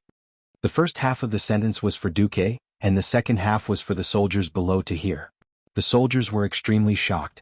They had followed Lord Mograine for so many years, but this was the first time they had heard their commander ignore military discipline and shout so intimately. The patrolling soldiers who had stopped Duque all had stern expressions. They all stepped aside and saluted at the side of the road. The wooden gate of the encampment suddenly opened, and the new soldiers were shocked to find that the veterans beside them were actually quickly tidying up their appearances. "Sir, this is... Brat, polish your eyes." It's not every year that you get to witness the return of a legendary hero. 10 years had passed, but how many decades did one have in life? The veterans of those years had either died on the battlefield or returned home due to injuries. Most of those who remained in the army had become officers. No veteran who had experienced the Second Battle of the Dark Portal would forget the legendary name of Duke Marcus. Because this name represented victory. This name was full of wisdom. This name symbolized fearlessness. Every officer spontaneously stood beside the gate of the encampment. Not in the current military ranks but in the ranks of the veterans of the past. The aura of a veteran mixed with the murderous aura of a veteran, but also from the bottom of their hearts. This complicated feeling infected every soldier, and they unconsciously lined up behind their superiors. Looking at the deputy commander of the Alliance, who was wearing a wizard robe and whose face had hardly changed, the veteran's eyes were brimming with tears. A guard of honor shouted, "To the legendary hero, His Excellency Duke Marcus, The next moment, there was a tsunami of shouts. To His Excellency Marcus. Chapter 721. Duque. It's really you? Two burly figures rushed over from the center of the camp. The first one to speak was Mograine. Hey, are you a Death Knight in disguise? I heard that the new Death Knight looks like a human. Abendis, who was closer to Duque, mocked Duque. Duque got off his horse and shrugged. You can try using holy light against a Death Knight. Before Duque could finish his sentence, he was hit by a holy light. Duque felt like beating someone up. Damn you really tried. Sorry, for now, holy light is the best way to distinguish the living from the dead, as well as those damned cursed disciples. Mograine's expression did not change. Then, in the next second, Mograine's rigid and square face that was filled with the aura of a soldier seemed to have melted like ice. A rare smile appeared on his face. He opened his arms and gave Duque a firm bear hug. Welcome back, Duque. Then Abendis gave him another bear hug. The cold armor made Duque's chest hurt, but Duque's heart was warm. Yes, it had been 10 years, but the mark he had left behind had not completely disappeared. This was what he was most proud of. At this time, Mograine was shocked to see the two timid figures beside Duque. Renaud. What are you doing in Sir Marcus' convoy? Father, The sharp-eyed old Mograine saw the battle marks on Renaud's body and immediately became angry. I told you not to run out at a time like this. See, you've caused trouble for Sir Marcus, haven't you? No, I just... Sally hurriedly defended Renaud. Sir Mograine, it's my fault. I heard that an old granny is sick. I ran out of the barracks to treat the old granny without permission, but who knew that I would run into Sir Marcus? I ran into Sir Marcus. The words of the two juniors sounded like a bunch of lies. Old Mograine grew angrier as he listened. He was about to explode when Duque stopped him. I'm sorry, Alexandros. I destroyed all my equipment and clothes when I teleported here. It was your son and Miss Sally who helped me a lot. Old Mograine and Abendis' expressions turned strange. Wait, isn't this naked? Generally speaking, this was a very shameful thing. Unfortunately, Duque did not have this awareness at all. Never heard of it. A gentleman shows his balls, while a villain hides his penis. It couldn't be helped that he would drop his equipment and clothes during super long-distance teleportation. Duque shrugged. Yeah, even this mage robe was given to me by Wuxia. Obviously, this was a set of clothes in Duque's size. Old Mograine had a headache. Why was there so much information when Duque came back? In fact, Duque also had a lot of information. He did not expect that the boy and girl just now were also very famous. That's right, among the players they had a very famous nickname, the Bloody Dog Couple. It was not that they were the kind of dog couple that defiled public morals. It was purely because they were bosses in a dungeon, and the players had gotten too much equipment for them. Somehow they had become a dog couple. However, in the original history, Renaud Mograine was another example of someone who sold out. As for the girl named Sally, needless to say, she was definitely Sally Metwain, who was known as the White Legs. She was also a female character who was full of sadness but also extremely popular. Throughout the history of Azeroth, Sally had spent most of her time in the Scarlet Crusade, a fanatical anti-Scourge army organization. However, in the end, when Bolvar Fordragon became the third Lich King and stood on the side of Azeroth, Sally became one of the 4 horsemen of the apocalypse as a Death Knight and became the main force against the Burning Legion. White Legs. It was a pity that she became a madwoman and then a Death Knight. Duque shook his head to get these thoughts out of his head. Alessandro, I'm a little late. Fortunately, it's not too late. Tell me the situation first, I need all the information.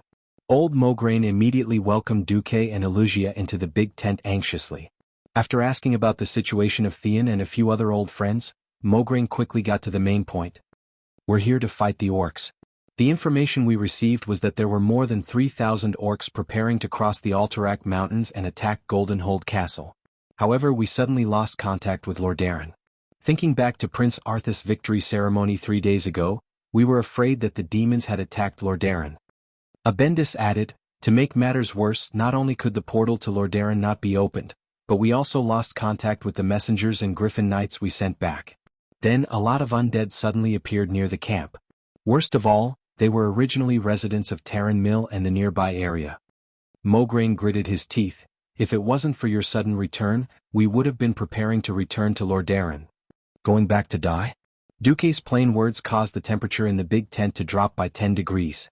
Mograine, Abendis, and more than 15 high-ranking officers' facial muscles stiffened. I received news that the entire Northrend expedition was a scam made by the demons. Arthas and his army were all wiped out.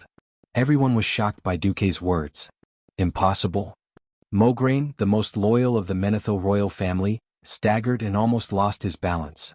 Duque, everyone in the North Stream port saw the prince's victory. This kind of thing. Abendis still had a sliver of hope. He hoped that this was just a bad joke. Duque shook his head. Arthas and his soldiers have returned in the form of a death knight. He suddenly recalled his subordinate's report, which stated that most of Arthas's troops had been wearing hoods. Although they had claimed that they had suffered frostbite to their faces in the Northlands, and some of them had even suffered frostbite to the ears and had no choice but to cut them off, how could it be possible that thousands of people had suffered frostbite? Mograine suddenly felt the world spin. He suddenly felt like the whole world was collapsing. For a great minister who had served the Menethil royal family for generations, this news was too cruel. The only heir to the kingdom had become a death knight? He stared at Duque, hoping to see any signs of lying. Unfortunately, he was destined to be disappointed. Do you remember the emergency evacuation drill I announced before? If I'm not wrong, we will soon find survivors near Lake Lordaeron. Mograine's body shook violently, but he finally stood up straight. Duque, what's the worst possibility? Duque's words were like knives. Arthas will turn 3 million Lordaeron people into undead, and then sweep through the entire Lordaeron continent. Chapter 722. After Duque said this, all the generals trembled. Duque was by no means an alarmist. The Third War of the Dark Portal was the most destroyed kingdom since the establishment of the Alliance. According to the original history, Lordaeron, Dalagen, and Kuel Salis were all trampled by the Death Knights and destroyed. And Stromgard, which had also left the Alliance a few years ago, although Rapid Hold did not really fall this time, it was also greatly damaged, which directly led to the fragmentation of the entire kingdom.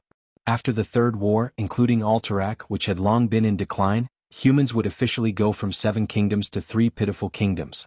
Even if the Dalagen restored their kingdom later, the entire northern Lordaeron continent would be completely destroyed in the Eastern Kingdom. Having seen the power of the Plague of the Scourge and seeing the soldiers who had just died or even just bitten, and turned into zombies if they were not treated properly, Mograine and the others did not doubt the authenticity of what Duque said. The only good thing was that the Holy Light could effectively deal with the undead and treat the wounds of the undead. However, Mograine and Abendis were more concerned about the future of Lordaeron. What will happen to His Majesty Menethil? Duque could not bear to tell the truth about Mograine's question. The cruelest thing in the world was killing one's own flesh and blood. Knowing that the first thing Arthas would do after returning was to stab Tyrrhenas in the heart, Duque still said slightly tactfully, "It's very dangerous." For a loyal minister like Mograine, this was tantamount to a collapse of faith. The modern people on Earth could not understand the ancient servants, slaves, and so on who would sacrifice themselves for the family. In fact, when a family served another family for 10 or 20 generations, that kind of unconditional obedience would be branded in the bones, engraved in the deepest part of the soul, and had become a part of the body instinct. Looking at Mograine and Abendis's pale faces, Duque could not bear to add to the pain. However, Duque not adding to the pain did not mean that the cruel truth did not add to the pain. Just when the big tent was silent, there was a sudden commotion outside the big tent. Report. Our men have rescued the captain of Lordaeron's guards, Lord Meliv. Mograine suddenly came to his senses and shouted, "Quick! Please come in." Meliv was brought in on a stretcher. He was in very bad shape. His right arm was broken and was tied tightly with a belt as a tourniquet. There were 7 horrifying wounds on his chest and abdomen that were so deep that bones could be seen. The wounds that had been sprinkled with a large amount of hemostatic powder were full of blood and dirt, and there was a lingering dark aura. From the looks of it, he only had 1 breath left. Even the guard captain of the Wang clan was like this. The hearts of the generals in the tent sank to the bottom. Lord Molev. What the hell happened? Molev's eyes turned red as he struggled to shout. Arthas has become a death knight. He killed his father, His Majesty Menethil. Rotterdam is finished. In the midst of the intermittent conversation, Molev managed to reconstruct the entire incident. All of a sudden, every general of the Rotterdam kingdom in the tent lost control of their emotions. Some wailed loudly. Some swore revenge. Some were in so much pain that they wished they were dead. However, Alexandros Mograine just sat quietly on the main seat without saying a word. It was as if his soul had been sucked out, and he was as still as a stone statue. Duque and Alugia just stood there, not saying a word. They were not from Rotterdam, but now was the time for them to vent their emotions. After a long time, everyone's emotions started to calm down. What replaced it was a burning desire for revenge. Killing their father. The world could not tolerate it. This was a violation of all morals and conscience. This was a declaration of war against human nature and emotions. Perhaps the fact that Arthas had been tempted by a demon was something to be lamented about. However, that, again, like, what? Mograine looked at the generals of the Blood Cross army who were clenching their fists and trembling as they walked to the military sand table. He almost ordered the entire army to move to Rotterdam City and take revenge on Arthas at all costs. However, they were shocked to see Duque walk up and press down on the back of Mograine's hand. "What are you doing?" Duque said in a low voice. "I'm stopping you from taking tens of thousands of elites to do stupid things." "What a joke. I didn't come back after so much trouble just to watch you die and watch you idiots send your elites to Arthas. Rotterdam is done for. Since the royal bloodline of Rotterdam has been severed, from today onwards, the Blood Cross will no longer listen to the Alliance. We will complete our revenge in our own way." Mograine said resolutely. "Duque, don't stop us. At least we'll still be friends." Abendis immediately echoed. Duque almost fainted. He knew that these two were brave men and that they were not so stubborn. They would not have been tricked into forming the craziest organization to fight against the Scourge army, but Duque was speechless at their foolishness. Just thinking about it made him feel sad. After the 3 wars in history, almost all of the 5 Silver Saints had fallen. Only Tyrion Fordring, nicknamed Empress Dowager, was left. Seeing Mograine grab the badge of the Alliance on his armor, as if he wanted to officially announce his departure from the Alliance, Duque felt a headache coming on. Damn it, he could definitely mobilize the army from Stormwind. But the northern and southern continents were so far apart, and the mobilization for war had not begun yet. By the time the troops arrived, it would be at least half a month. By the time all the soldiers and equipment arrived, it would be too late. If the Blood Cross, the most capable and largest army in the entire Rotterdam, went to seek death, the situation in the northern continent would be beyond redemption. In this oppressive atmosphere that almost froze the air, a flash of inspiration suddenly flashed through Duke's mind. Duque suddenly turned around and looked at Alugia beside him. Vanessa's team? Alugia suddenly came to a realization as well. They're in the East Elven Forest right now. Originally, Duque had wanted to protect this secret until the end of time, so that the pure and beautiful woman could live a carefree life. But things did not go as he wished.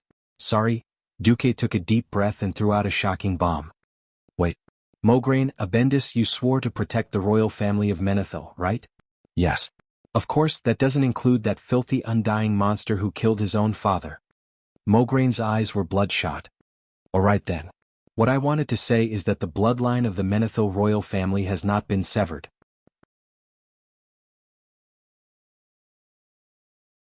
Chapter 723. Duque, don't talk nonsense. Mograine, who was born into a noble family, instinctively thought of things in a bad direction. The nobles were very particular about bloodlines and bloodlines. Unless it was absolutely necessary, they would not be recognized by the nobles. The earthy bloodline had been around for more than 2,800 years, and the nobles were more or less related to each other by blood. Even though the distance was negligible most of the time, they were still relatives. So, when a distant relative came to inherit the throne, the only thing the nobles could think of was that the king of another country was about to peacefully usurp the throne. If King Tyrinas had just passed away, and Duque found a random person to come over and claim the throne, that would be the greatest insult to Mograine and the other loyal subjects. Duque did not want to say it, but if he did not play this card, he would not be able to stop the decline of the Alliance. Why was the Alliance often forced to ally with the Horde to fight against the Burning Legion? Firstly, the Burning Legion was too strong and they had to find allies. Even if they knew that the Horde was not that reliable in many ways, it was still 10,000 times better than the Alliance in despair and fighting alone. Secondly, it was also because the Alliance was much weaker than it was in the beginning. Not only had a few kingdoms been destroyed, but the most important thing was that the population had been greatly reduced. If the Alliance could deal with the Burning Legion alone, there would be nothing for the Horde to do. Duque held his forehead, then sighed deeply and added, "It was Princess Kalia. The day of triumph 13 years ago was a glorious day for the Alliance, because on that day the Alliance and the 4 dragon aspects worked together to kill the evil dragon Deathwing, which had been the scourge of Azeroth for 10,000 years. It was also a sad day for Lordaeron, because on that day the beautiful and holy Princess Kalia of Lordaeron, who was like an angel in everyone's heart, had passed away. Countless people of Lordaeron were saddened by this. Suddenly they heard that Princess Kalia was still alive. This time, not only Mograine and the other generals, even the heavily injured Molev cried out in shock. "Impossible," the two generals shouted. "I saw it with my own eyes." Molev also struggled and shouted. Then just a second later the three of them shouted at the same time, "It was you, Duque?" Coincidentally, the person who was here right now was one of the witnesses who had participated in the meeting in the throne room on the day of triumph. "I clearly remember that when I was covering His Majesty's retreat, it was you, Duque, who saved Her Highness." Mograine was the first to speak. "Duque, you bastard. Did you switch?" Abendis continued to imagine. "Impossible, I saw Her Highness Kalia with my own eyes." Molev screamed. "Don't forget, this guy is the most powerful illusionist in the world." Mograine gritted his teeth. Indeed, Duque has shown his talent in illusion more than once. Molev's words pushed Duque to the top of the waves. "Wait. Then why was Your Highness's dress on that corpse? We can't be mistaken." "A dress." Her Highness was wearing the dress that she had used to go on a blind date with the so-called Lord of Presto. How did it end up on a substitute's body? If Princess Kalia was really still alive like Duque said, then there were only two possibilities. One was that Duque was a beast. Back then Duque had kidnapped the princess and stripped her clothes. Based on Duque's status, identity and character, this possibility was very low. Then it should be the second possibility, Duque was worse than a beast. Duque had long captured the princess' body and mind, and the princess had taken off her white dress and given it to Duque. Duque felt even more wrong than Do-E in the face of the suspicious gazes around him. He wanted to see where the Yellow River was and whether he should jump in and wash himself. "I'm innocent. I'm a righteous person. I really didn't do anything to Kalia." Duque was speechless. Not only did the others look at him like this, even Alicia, who was beside him, was smirking. Duque was seriously considering whether to dig a hole or teleport away. At this time, Mograine walked in front of Duque and placed his two bear-like hands on Duque's shoulders. "If you weren't the Duke Marcus who refused to be a king and was regarded as a hero by the Alliance and a saint by millions of people, I would definitely pull out my sword and kill you right now." Mograine was right. This was too much of a coincidence. The prince of the largest kingdom in the Alliance, Lordaeron, had turned into a death knight and stabbed his father to death. Over here, Duque had made the only legitimate heir appear. If it was someone else doing this, it would definitely be seen as the biggest political conspiracy since the founding of the Seven Kingdoms. However, Duque was full of righteousness. His holy name and achievements were too dazzling. Even Duque himself did not believe in his own moral integrity, but everyone did. Mograine changed the topic naturally. "I believe that no one in Lordaeron will care about your motives and goals for harboring the princess. As long as you show us proof that the princess is still alive, you will be the greatest benefactor of the Lordaeron people." It was not just Mograine. Everyone else nodded in unison. Princess Kalia was still alive. This was too important. The bloodline of the Menethil royal family, which had ruled this land for 2,800 years, had not been severed. This was definitely the greatest comfort in the hearts of the Lordaeron officials.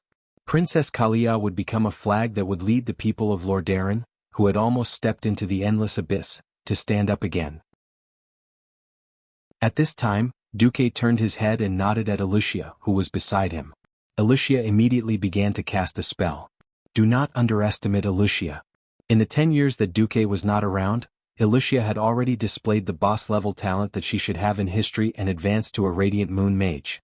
Opening a teleportation portal or something was not a problem.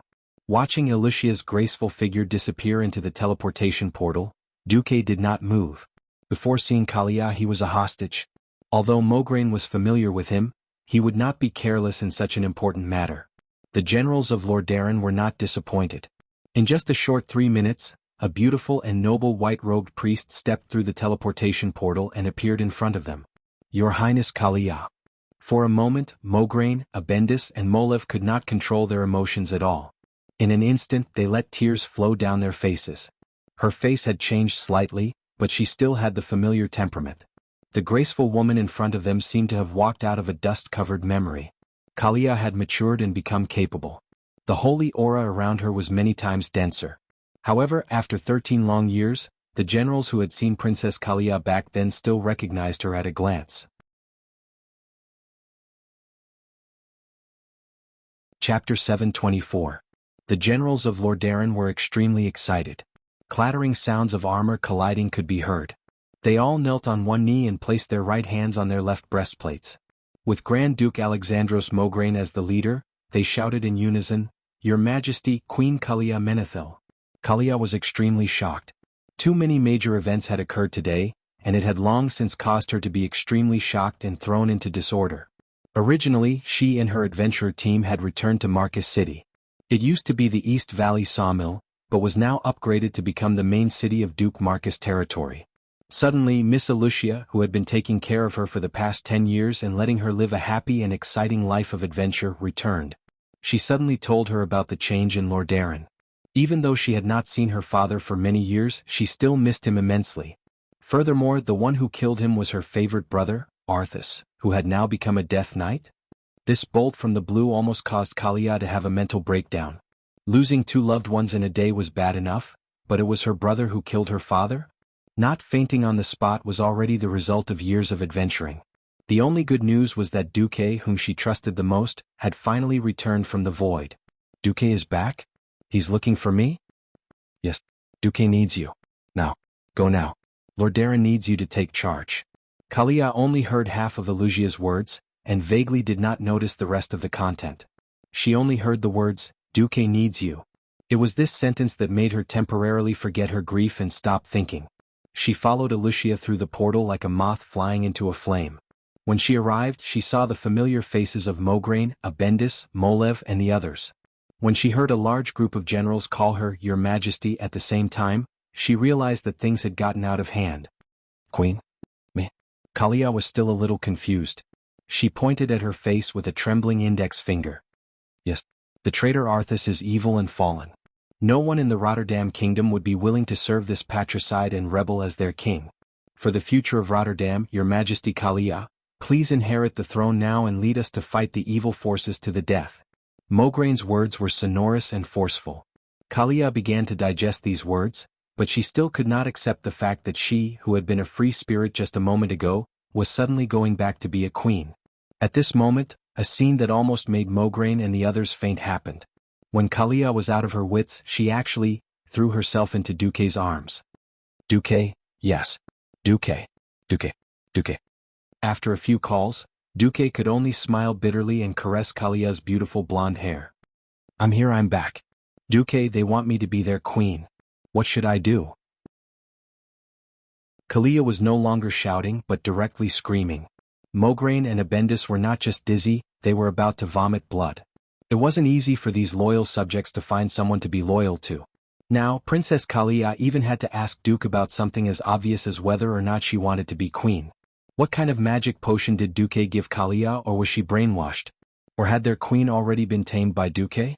On the other side, Duque was embarrassed too. In all honesty, I really didn't do anything to Kalia. Duque was embarrassed. He comforted Kalia while saying, please, you're already an adult. After 13 years of training, aren't you already able to take charge of things on your own? Speaking of which, I haven't seen you for 10 years, I don't understand you at all. Even if you want me to give you an idea, I don't know how to help you. No.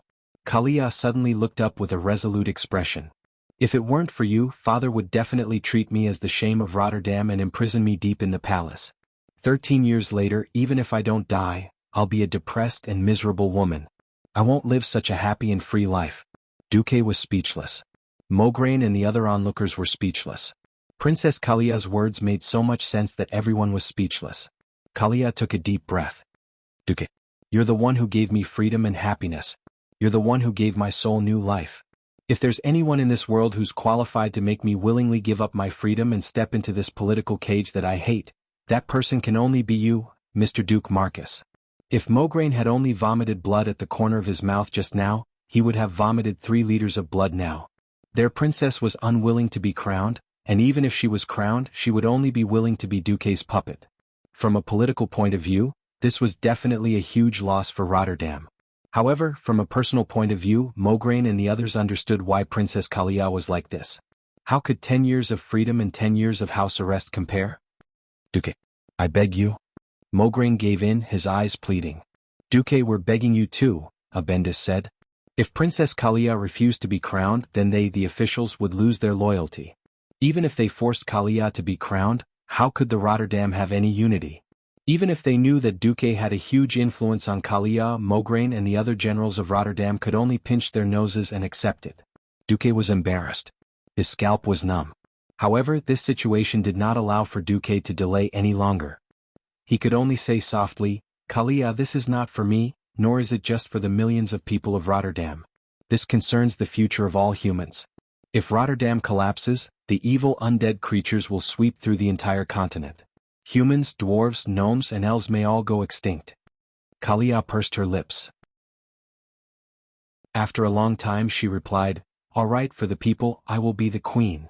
Almost as soon as she finished speaking, the entire tent was filled with sighs of relief. Unexpectedly there was more.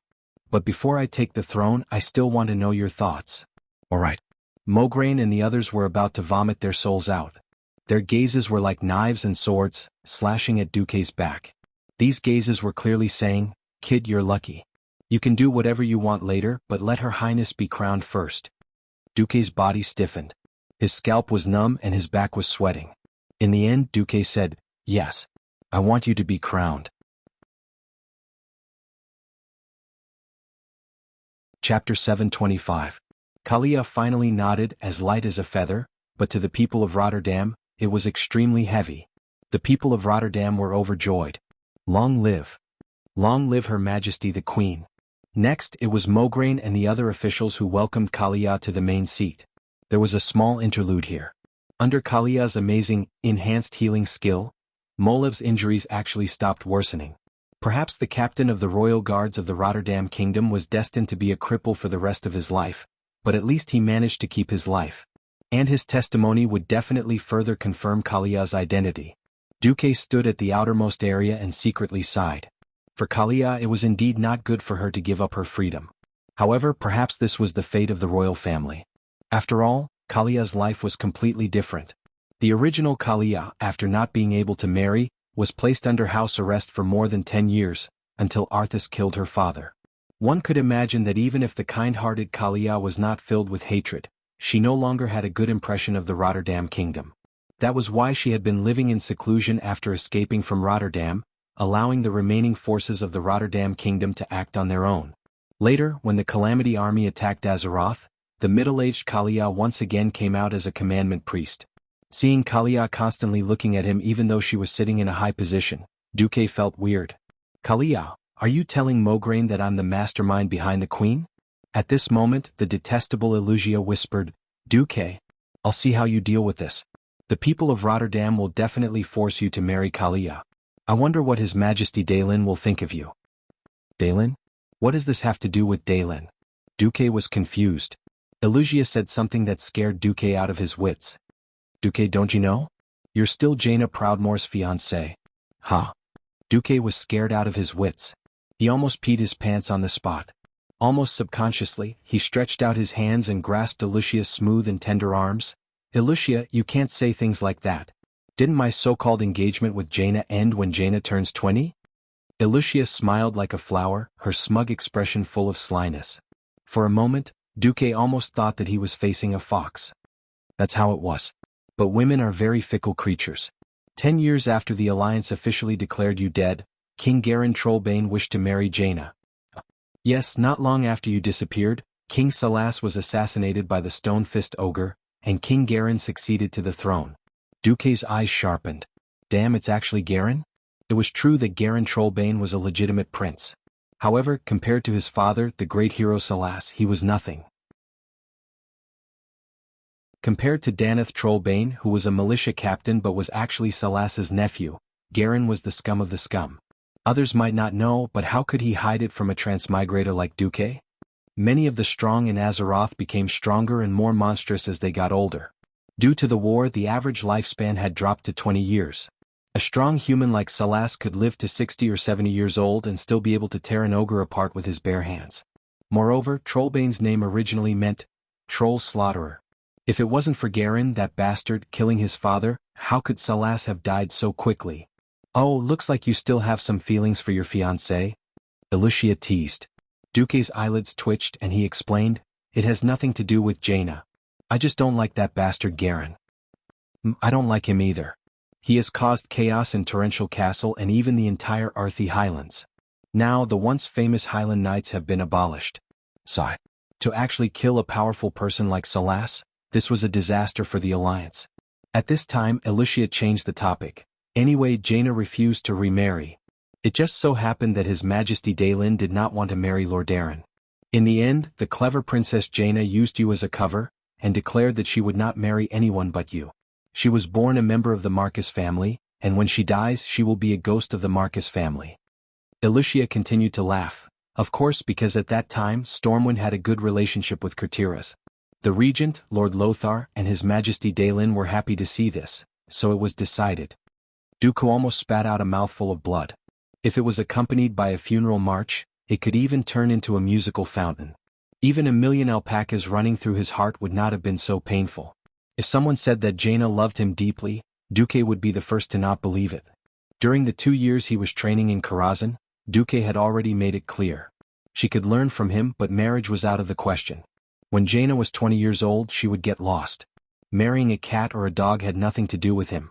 Jaina was not the kind of woman who would be happy to take care of her husband and children. Both sides had already discussed it. Why did this happen now? Duque wanted to kill someone. If I'm marrying Jaina, I might as well marry Kalia. Duque was a little mad and did not choose his words. The speaker did not mean it, but the listener did. On the other side, Kalia, who was sitting at the head of the table, pricked up her ears. Mograine and the other old generals also turned their heads at the same time. Kalia blushed on the spot, her right index finger seemingly unconsciously playing with the ends of her long hair that hung down from her temples. Of course, the old and shrewd generals of Lordaeron would not be stupid enough to question Duque on the spot, but the seed had already been planted in their hearts. Duque was speechless. Duque waved his hand and pushed all these things aside. All right. Don't waste time. I've given you the reason and righteousness to fight. Now, in the face of this earth-shattering crisis that will engulf the entire Lordaeron continent, is there anyone else who wants to leave the Alliance? No. Unless Her Majesty announces that we are leaving the Alliance, we are still soldiers of the Alliance. Mograine quickly changed his words. Of course, Kalia was a hardcore supporter of Duque. We'll talk about the official ascension ceremony later. Now, in the name of the Queen of Lordaeron, I order you to unconditionally obey the commands of Commander Duke Marcus. Yes, Your Majesty. Mograine and the others kowtowed deeply. Then Mograine turned to Duque and said, His Excellency Anduin Lothar has left the Alliance command for many years. Originally, I should have been the supreme commander of the Alliance, but now, Sir Marcus, you are more suitable than me. All right, leave it to me. In the face of the Calamity Army's full-scale attack, it would be courting death to give orders. Duque took over the command without hesitation. Just then he suddenly received a new report. The Calamity Army was attacking the Dalajan. Chapter 726. What? Duque was shocked. What's going on? Why did they attack the Dalajan directly? In history, Arthas had led his army from the west to the east. He had first defeated Kuel Salas, then returned to the Magic Kingdom and overturned the Dalajan. Even Gilnis was beaten to the point that he could not take care of himself and was forced to release the werewolves. If it wasn't for the fact that Archimonde, one of the 2 commanders of the Burning Legion, had more important work to do, and that Arthas was busy heading to the Kalimdor continent, it wouldn't be surprising for the Calamity Army to wipe out the entire Eastern Kingdom. However, the report said that they only found a large number of low-level undead. This news made Duque a little uncertain. Although the Calamity Army had many types of soldiers and powerful monsters, the core of the undead was still the Liches and Death Knights.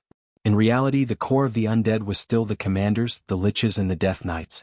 Without a Lich or a high-level Death Knight acting as the mastermind, the zombies would just be a motley crew. Duque frowned. Call the mages in charge of sending messages. I want to start a public remote meeting at the throne level.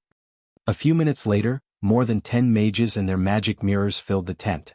The next moment, from Silvermoon City in the Elven Kingdom of Kuel Salas to Stormwind City in the south, every throne-level communication room rang with the most urgent call.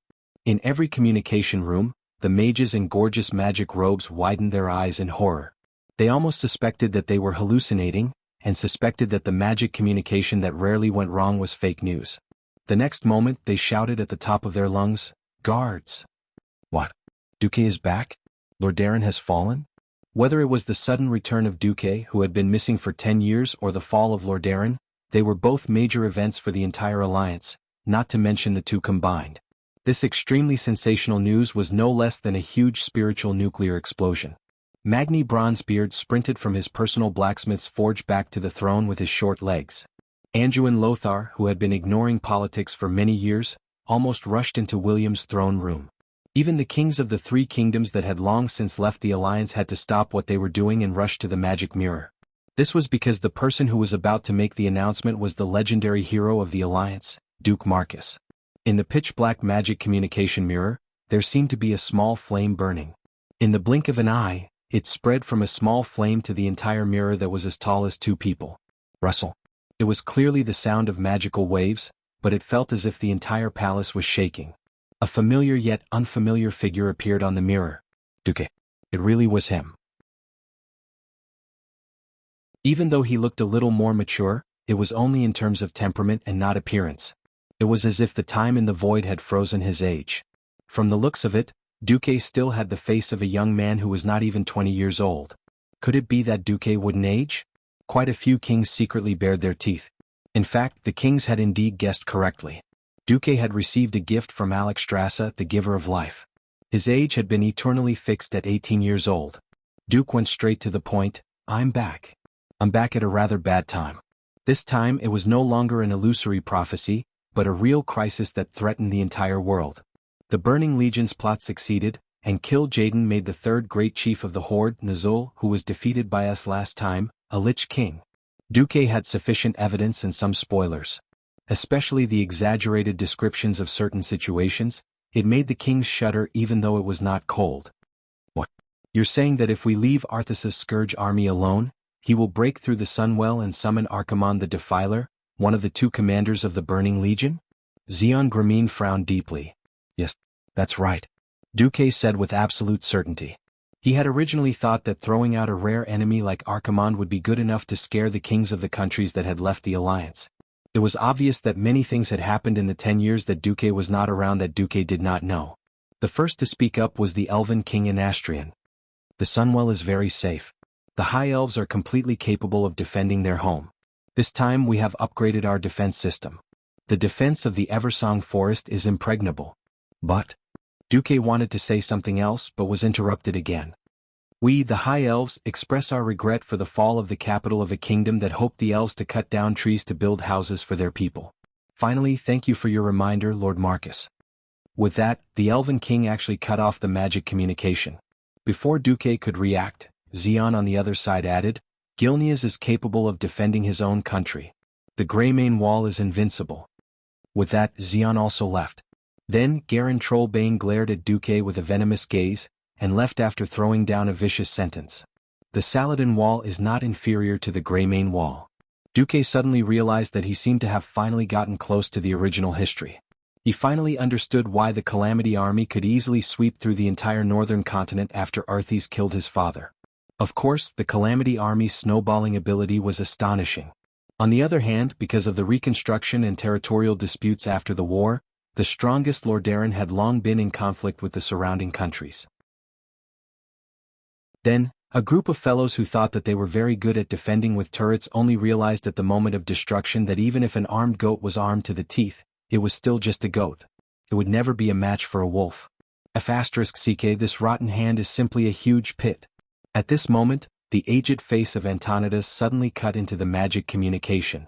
Duque, hurry and help the Dalajan. Those damned undead monsters are here. They came from the bottom of the lake. After a few words, Antonidas's face disappeared from the magic message. The remaining kings of the alliance all paled. Duque clenched his teeth. There's only one possibility for the magic communication to be interrupted. A stronger element has disturbed the elemental stability of the nearby space. In Duque's mind he could only think of one word, canopy of necromancy. Only the most powerful undead could forcibly change the elements in the entire sky into the dark element that symbolized death. Could it be Arthas himself? The script of fate seemed to have been seriously deviated. At this moment, Duque still did not know that this was actually his fault.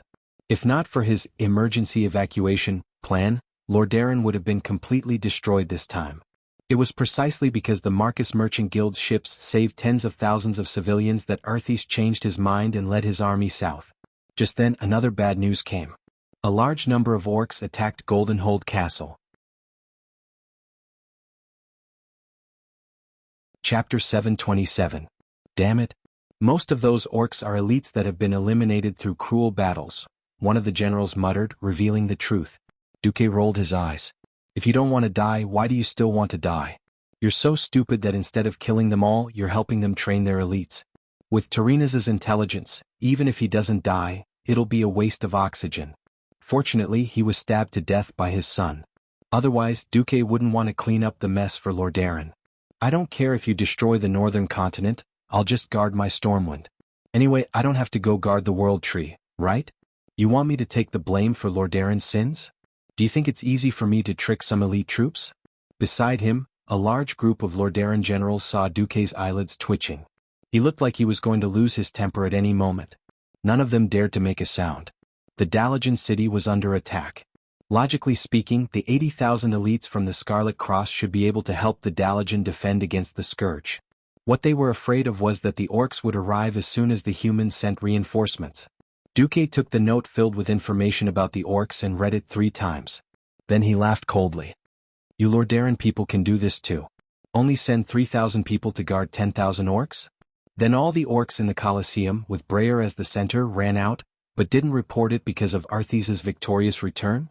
Even the Warsong clan that hasn't been wiped out is here? Duque's cold laughter was like a whip lashing on the faces of every Lordaeron general. It was an invisible pain that made their faces burn. Most of the generals lowered their heads. This was Tyranus' fault. As long as they still wore the Lordaeron epaulet, they would have to bear it. At this time Reynolds' weak voice sounded. There are only 10,000 orcs in Goldenhold Castle. His father, Alessandro, was furious. Bastard, you have no right to speak here. Duque raised his hand and stopped old Mograine. Kid, although I'm only half a generation older than you when it comes to military matters, you don't have the right to speak. Duque immediately saw the unconvinced expression on Reynolds' face. Duque laughed as well. 10,000 beastmen? In fact, it was definitely more than that. The extra ones were secretly sold to the arena by the guards. That's why there are at least 15,000 orcs who hate humans. As soon as Duque finished speaking, the faces of all the generals of the Rotterdam kingdom turned sullen. Corruption. Filthy. And he acted recklessly. It was a great taboo for military strategists to advance without knowing the strength of the opponent. Normally speaking, even the most well-trained recruits would be easily swapped for 3 orcs. The orcs' title of warrior race was not just for show. If the number of orcs attacking Goldenhold was 30,000, then even Mograine's 80,000 elites wouldn't be enough. At this time, Duque raised a second finger. Secondly, the number of orcs in Goldhold right now isn't 30 or 50,000. It's at least 100,000. This news was like a bolt out of the blue. Mograine and the others were all dumbfounded. 100,000? Where did 100,000 come from? How many orc laborers do they have? Abendis asked tentatively. 0. Duque sighed. And they're not ordinary second-tier tribes. They're definitely the elite warriors of first-tier clans. What? Old Mograine and the others paled in shock. As people who had experienced the Second Battle of the Dark Portal and had been fighting the remnants of the Horde for many years, they knew the difference in combat power between Horde elites and second-tier clans. Abendis asked in shock, where did the 100,000 elites come from? Duque spread out the intelligence and pointed at the battle flags drawn by the scouts. They recognized all the other flags. The only one that stood out was the Warsong clan's flag.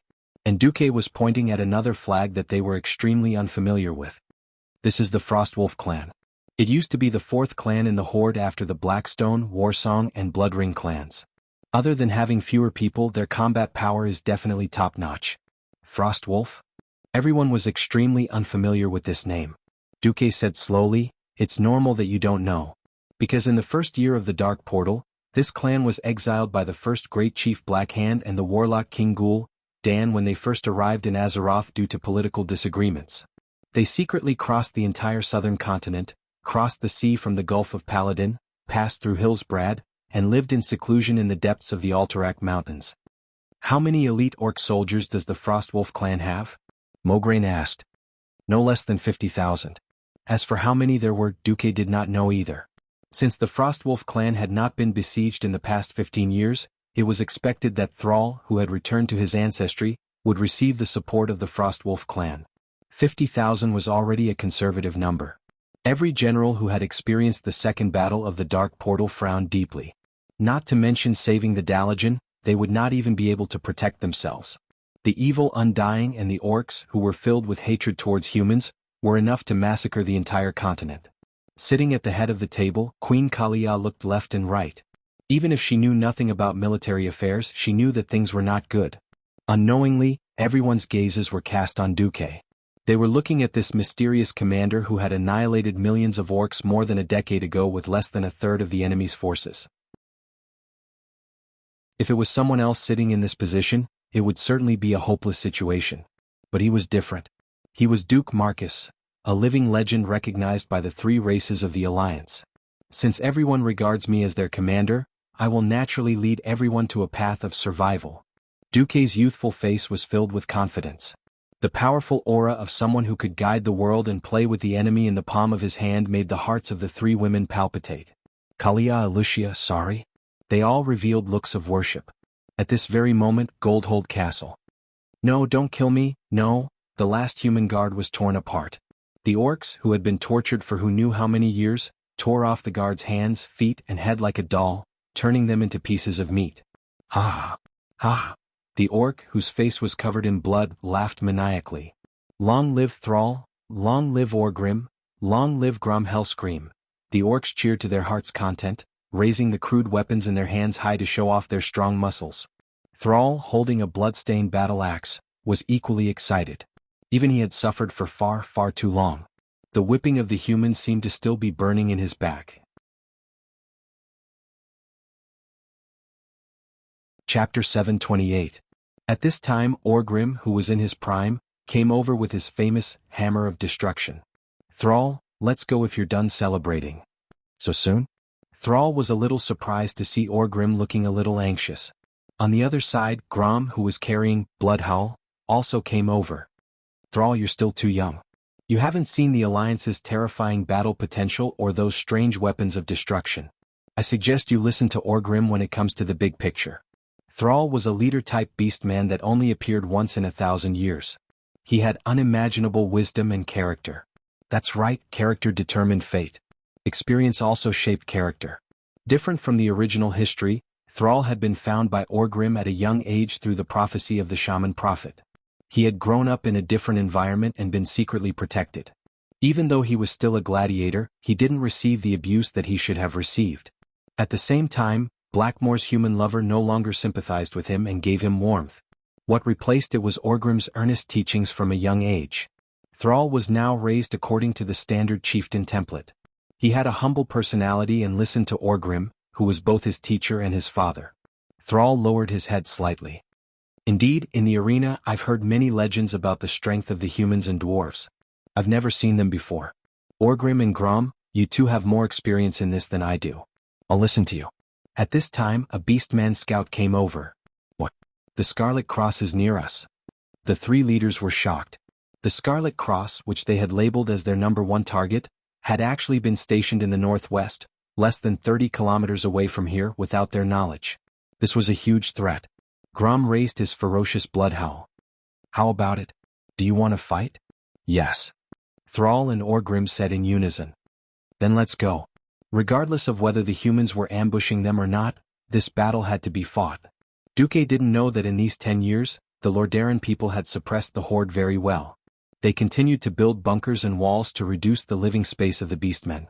Thrall and Orgrim had long thought of abandoning the Lordaeron continent and seizing a ship to cross the Kalimdor continent. This time, Sal had gathered the elites of the Warsong and Frostwolf clans.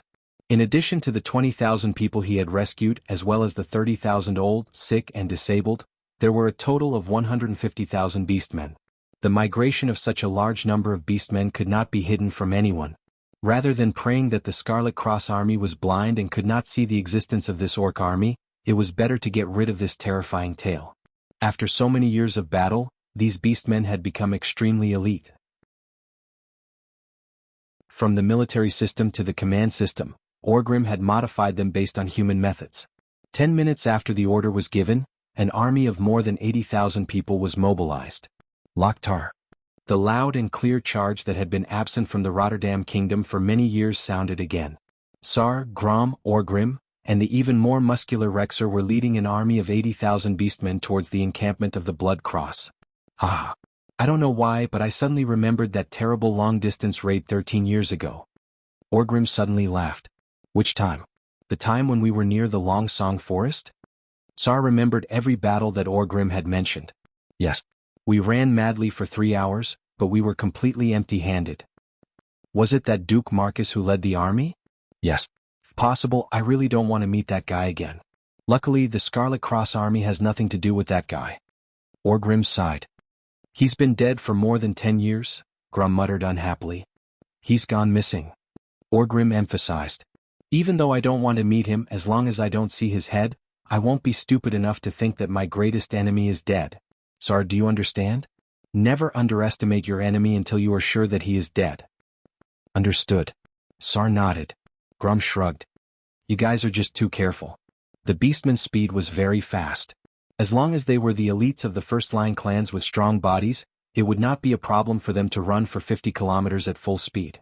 30 kilometers would only take about 2 hours. However, when they arrived, the strange scene in front of them left them scratching their heads. The camp was empty. From the looks of it, they had left for about 2 hours, heading towards the mountains in the north.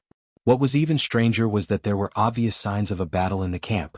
Broken antlers, claw marks on the camp gate, years of experience fighting in forests and mountains allowed Grom to immediately make a judgment. There was a battle here. It wasn't big, but it must have been a battle. With who? Sar immediately asked.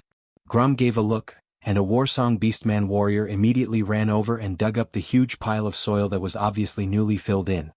The corpses were all burned, so I can't tell. But it looks like it was a human civilian.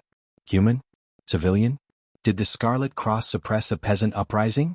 Sar lacked experience, but Orgrim wasn't. The former chief frowned.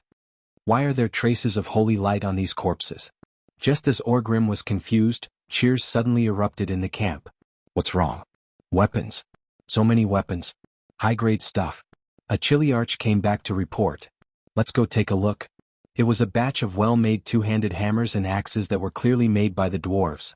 They were made for humans. The handles, heads, and blades of the hammers were made of steel.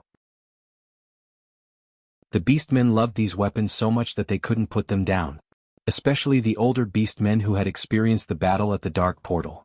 They were lecturing the new generation of beastmen on how good these dwarven goods were. What's going on? Orgrim's brows were knitted together. They left in a hurry. These weapons are too heavy. They can't be transported. Grom didn't seem to mind. Perfect for us. You have to know that killing 10 human warriors might not even be enough to get you a good weapon. The standard weapons of the human soldiers are too light. I'm not used to them. Grom was speaking the truth. Human battle formations emphasize teamwork. Other than the nimble spears, weapons that were too long or too heavy would be a hindrance to their teammates. Other than skilled knights or holy knights, very few humans would use heavy weapons on the battlefield.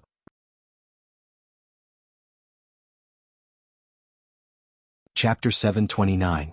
The two-handed weapons of the humans were only one-handed weapons in the hands of the beastmen, but they were still 100 times better than the wooden mallets and stone axes that most beastmen used. Is it poisoned? Orgrim asked worriedly. The Chiliarch shook his head.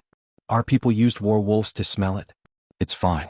It's just that there seems to be some remnants of human holy light on the weapons. After Orgrim heard this, he was relieved. This should be the reserve of the human silver hand.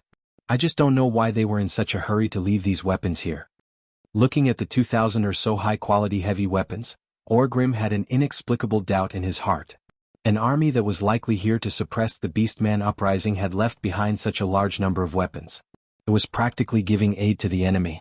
Do we not want these weapons? Thrall frowned. Orgrim gritted his teeth. Yes, why not? If the humans dare to come, we don't mind using their weapons to teach them an unforgettable lesson. Grom said, then are we going to chase after the Scarlet Cross in the north? Fighting in the mountains is more advantageous for us. Thrall said, won't they be too far away from our main force? There are still many children and pregnant women there.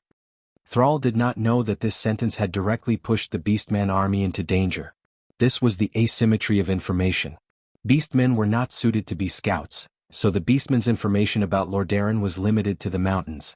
In the past, they might have been able to hear some news through the beastman slaves who knew the common language. After the uprising, the people of Lordaeron naturally hunted beastmen without restraint. Many slave owners were afraid of trouble, so they killed all their beastman slaves and gladiators. Although Thrall's army seemed strong in a sense, he was in trouble now that he had lost his eyes. Orgrim pondered for a moment.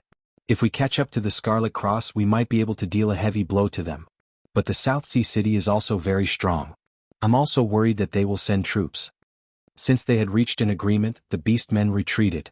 The strongest beastmen naturally had the best weapons. What the beastmen were most worried about did not happen. The main force was still waiting near Gorehold Castle. Let's go. If the beastmen wanted to cross the endless sea, there were not many routes they could choose. After all, the coastline of Lordaeron was very steep, and even the beastmen could not go down. The best route was from Gorehold Castle to the northeast. Although they had to pass through Eagle Nest Mountain under the Wildhammer Dwarves' eyes, with the protection of the forest, they might be able to reach an agreement with the jungle trolls again. Unfortunately, the end of this route was a dead end. It was precisely because Orgrim's tribe had used the hinterland sea-watching cliff to enter and exit the Lordaeron continent. Naturally, the human kings would not ignore this flaw. Under the premise that they could not extend their control to the hinterlands, the kings came up with a good idea: to ask the Nagas and Murlocs under Duke's command to guard the sea on the other side of the cliff. With the precedent, the last elite of the tribe of beastmen, Orgs, the beastman. Now tribe. Of land. Of Fifth Fleet. Of.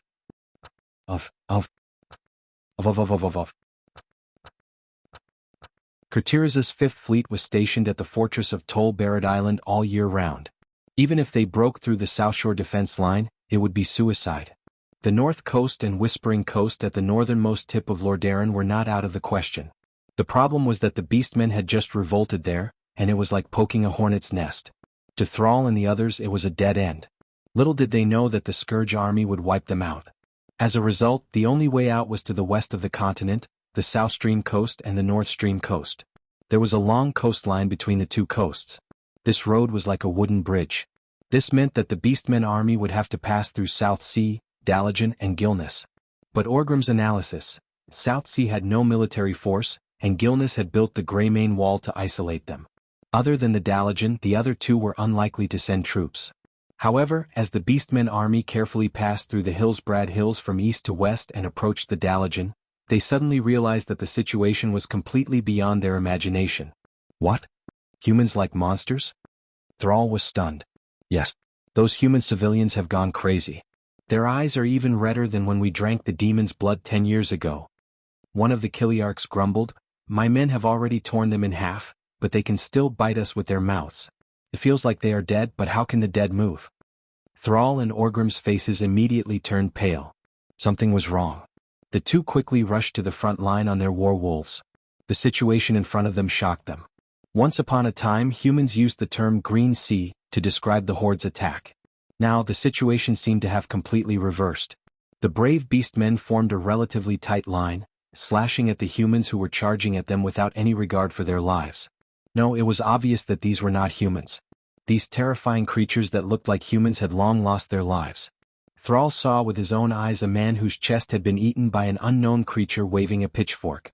His teeth were exposed through the torn skin on his face, and an unknown black liquid was flowing between the gaps of his teeth. He madly rushed up and attempted to kill an orc. Even after being cut in half, the monster still crawled up from below. While the orc warrior was busy dealing with the other two monsters, it viciously bit the orc warrior's exposed calf. No, these are not humans. They are some kind of undead.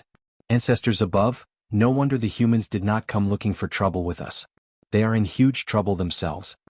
Orgrim cried out in shock. Should we retreat? Thrall asked anxiously. Retreat? Retreat immediately. We do not need to foolishly get involved in this disaster. Orgrim clenched his teeth. Just as the horde was about to retreat, the dark aura of the wind became even more violent. On the shore of Lake Lord Emir, east of the Dalagen city, countless undead walked up from the cold bottom of the lake. In the camp of the Calamity Army, accompanied by the cold wind that defied the weather, black flags were raised high and fluttering. As if they sensed something, the giant Arachne and the cursing sect's death acolytes raised their heads at the same time. Not only them but the Death Knight generals and liches with dark aura all looked southeast at the same time. In their eyes, which were pulsing with soul flames, was a holy pillar of light that almost shot up to the sky. Deep in their eye sockets, a trace of doubt appeared. Holy Knights? So many?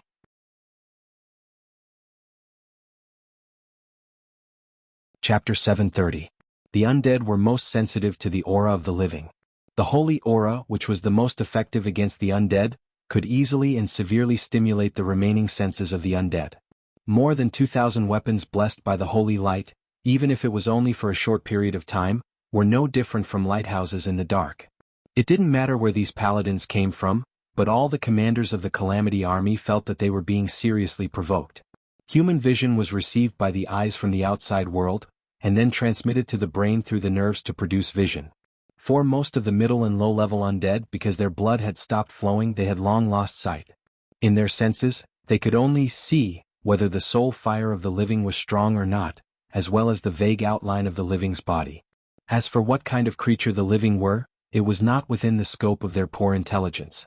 Be it the holy light or the dark force, they were actually a kind of soul power. Contrary to the dark aura of corruption, it was the holy soul that cultivated the self and cultivated the body. The orcs naturally didn't have paladins, but the noble will of sacrificing themselves for the sake of the race was the same. Just like the day when Anduin and Orgrim dueled and broke Quell, Zarim, it was because the sword judged that Orgrim was a noble person. At this moment, these strong-willed orcs were holding hammers that were blessed with the power of holy light. In the eyes of the undead, they were undoubtedly a large number of paladins. The paladins must die. The undead at the front line almost instinctively rushed to the center of the orcs. A lich floating in the air slowly came to the shore. The cold aura around him formed a thick layer of white frost on the ground. A little purplish-blue soul fire danced in his pitch-black eye sockets. Beside him was a sea of zombies. From time to time, Death Knights held up a black flag and rode their undead warhorses past. From Lake Lordamir the tide spread endlessly. It was the undead army that covered the entire land from the shore. The gloomy sky was filled with fluttering snowflakes. The distant view of the battlefield was reflected in the depths of the emotionless, cold eyes.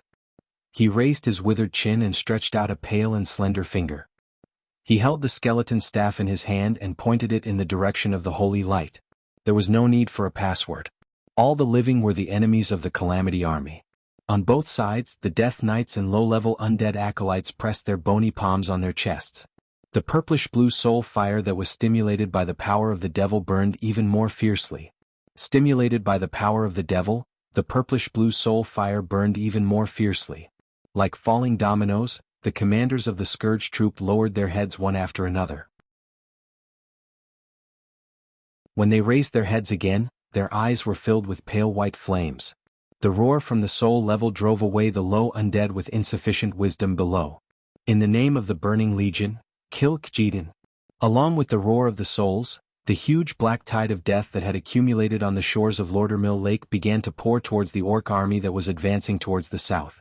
On the north bank of Dalaran, the frontline commander, Arthas, who stood at the highest point of the Scourge army with Frostmourne in hand, looked up and said, "What the hell is Ras Frostwhisper doing? I want him to attack the Dalajan from the east." Elwes S. Frostwhisper. Due to a slight twist in history, Sir Elwes S., who had already died and sunk to the bottom of Caer Darrow Lake, was fished out of the lake by Kel Thuzad, who was searching for dark allies. In one fell swoop, he became Kel Thuzad's most outstanding student and one of the core members of the Cursing Sect. Naturally, it would be difficult for Arthas alone to control an army of undead that numbered in tens of thousands.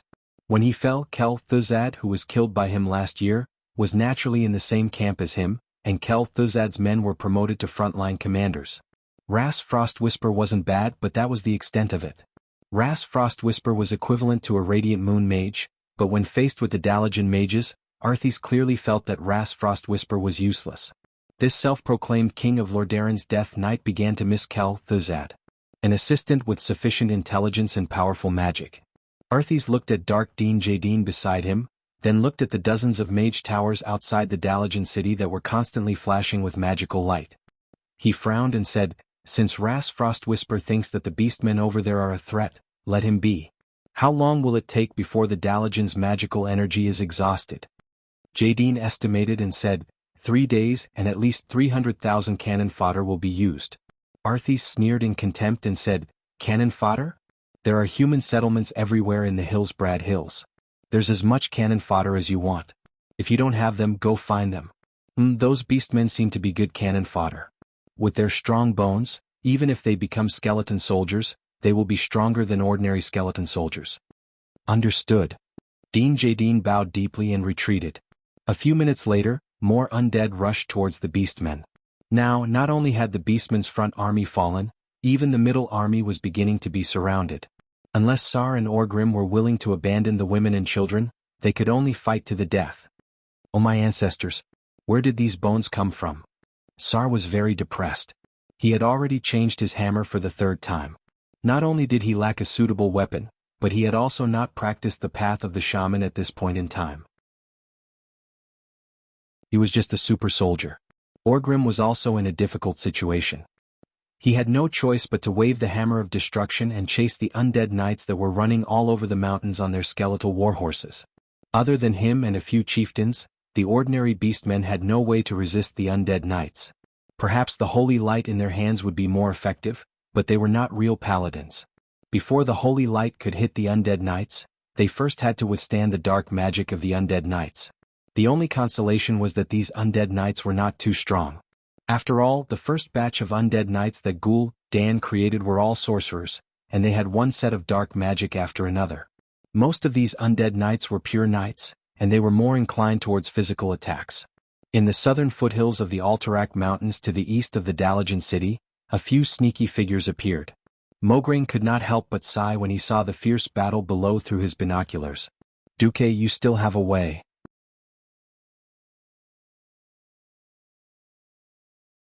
Chapter 731. One could imagine what would happen if the Scarlet Cross rushed in to rescue the Dalajan. That's right, the Beastman army would end up like the Scarlet Cross. Duque smiled mysteriously. If we went straight to the Dalajan, we would have to face nearly 1,000,000 Scourge soldiers and 100,000 Beastmen. But now, with the Beastmen helping us take the lead, we can relax a lot. More than 2,000 hammers blessed with King's blessing and Power's blessing in exchange for 100,000 elite Beastmen as our reinforcements. Not a bad deal, is it? Duque had a calm expression. Duke was able to easily make 2 powerful enemies kill each other. His ability to strategize was something that even Mograine, the former commander of the Alliance, had to admit that he couldn't compare to, let alone the other generals. Duque didn't notice a beautiful female general standing behind Abendis. She looked somewhat similar to Abendis and she was looking at him with some kind of indescribable fanaticism. Abendis asked, "When do we enter?" Duque rested his chin on his hand. "Well, we attack when Arthas goes to cause trouble for Orgrim. Remember, we can't turn back. We have to kill our way through the enemy lines in the center of the Dalajan army. After joining up with the Dalajan mages, we can counterattack Arthas. Arthas has the magic tool Frostmourne. To be honest, Arthas should be a demigod now. Our chances of winning are not high." Abendis asked tentatively, "What about the Dragon Sleep Temple?" I've asked. "The Burning Legion has sent many powerful demons to attack the spatial barrier of Azeroth. Maligos and Nozdormu can't come, and the Emerald Dream has been unstable recently. Isra can't leave either. In addition, Alexstrasza was still trapped in the void of Karazhan. The current Dragon Sleep Shrine was a classic example of a group of dragons without a leader. In the past, Duque had wondered why the Dragon Sleep Temple was in Nocent and why the Scourge army, that group of trash, could dominate all of Nocent and sweep through all life forms. Only by immersing himself in this period of history did Duque truly understand the depth of the Burning Legion's foundation. It was obvious that a large group of Khazark-level demon generals and dreadlords were restraining the giant dragon army from the outside, preventing the giant dragons from dealing with the mortal world's Scourge army. In the Dragonbone Wasteland, the guardians of the Dragonbone Shrine could only protect themselves. Duque smirked. "We're going to challenge demigods soon. Are you afraid?" "If this demigod's name wasn't Arthas, I would have peed my pants." Abendis seemed to be smiling bitterly. Mograine gritted his teeth. "Loyalty. I will not retreat until I die." Duque sighed. If it were him, he would definitely leave after saving them. There were so many mages in the Dalajan. It would be terrible if they all died here. However, war was fought by humans and humans had hearts. Even with Kalia's help, Mograine and Abendis would not be satisfied if they did not try to avenge Terinas and just left like that. At the moment when Wuther could not be contacted, Duke did not have a single person who was powerful enough to break the charts. Challenging Arthas with just Mograine, Abendis and Antonidas would be courting death. If Orgrim, Lord Howl, Grom and Rexer were included, it would be a different story. In the original history, Grom had a glorious record of killing a demon lord. First they forced the beastmen to fight Arthas. Then Duque would be able to bring in insufficient number of people and act as real reinforcements in an unkind way. Of course, Duque did not want Mograine and Abendis to die here. We don't know how powerful the peerless Frostmourne is. If things go south, we will quickly retreat in the opposite direction of the beastmen's retreat. In principle, our goal is to return to the coast of the South Sea City. As long as we reach the South Sea defense line, we will be safe with the help of the cannons. Mograine and Abendis nodded at the same time. Then they looked at Prince Arthas in the north of the Dalagan, gritted their teeth and left. No one knew how many undead the Scourge army had created. In the depths of Lake Lordimir, undead kept coming out of the lake. Even with the elites of the Scarlet Cross, it was a very risky thing to attack such a terrifying undead army. One mistake and the Scarlet Cross would become the Undead Crusade. None of the Lordaeron soldiers hesitated, because in front of them was the traitor who had killed the king they swore to serve for the rest of their lives, Arthas. The people of Lordaeron went down to prepare. Elucia, you should go back with Kalia. This will be the cruelest war zone from now on. Kalia had long been teleported to Stormwind City. Even though Kalia already had the strength of a regional bishop, her identity as the Queen of Lordaeron had determined that no one would be willing to risk her life at the front lines. After Duque finished speaking, Elucia did not move. Duque, how long are you going to hide it from me? Are you going to face an evil demigod with your terrible magic circuits? Duque was shocked and then smiled bitterly. Did you see through me? Where's your Magus hand? 10 years ago you had the power to wipe out half an army by yourself. Don't think I didn't see you when you made your move at Terran Mill.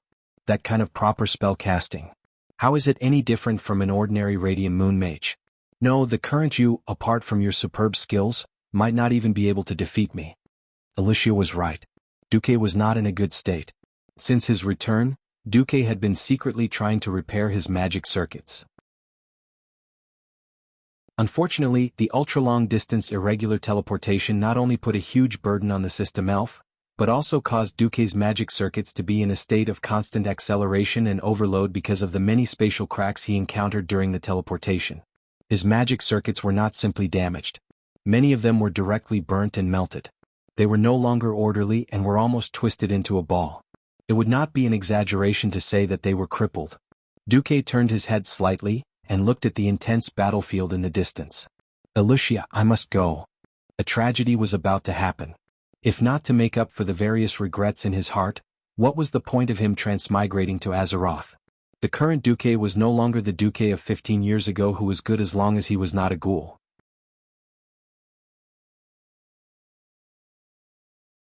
Chapter 732. The more she pretended not to care. Duque needed immediate combat power and Elucia could provide it.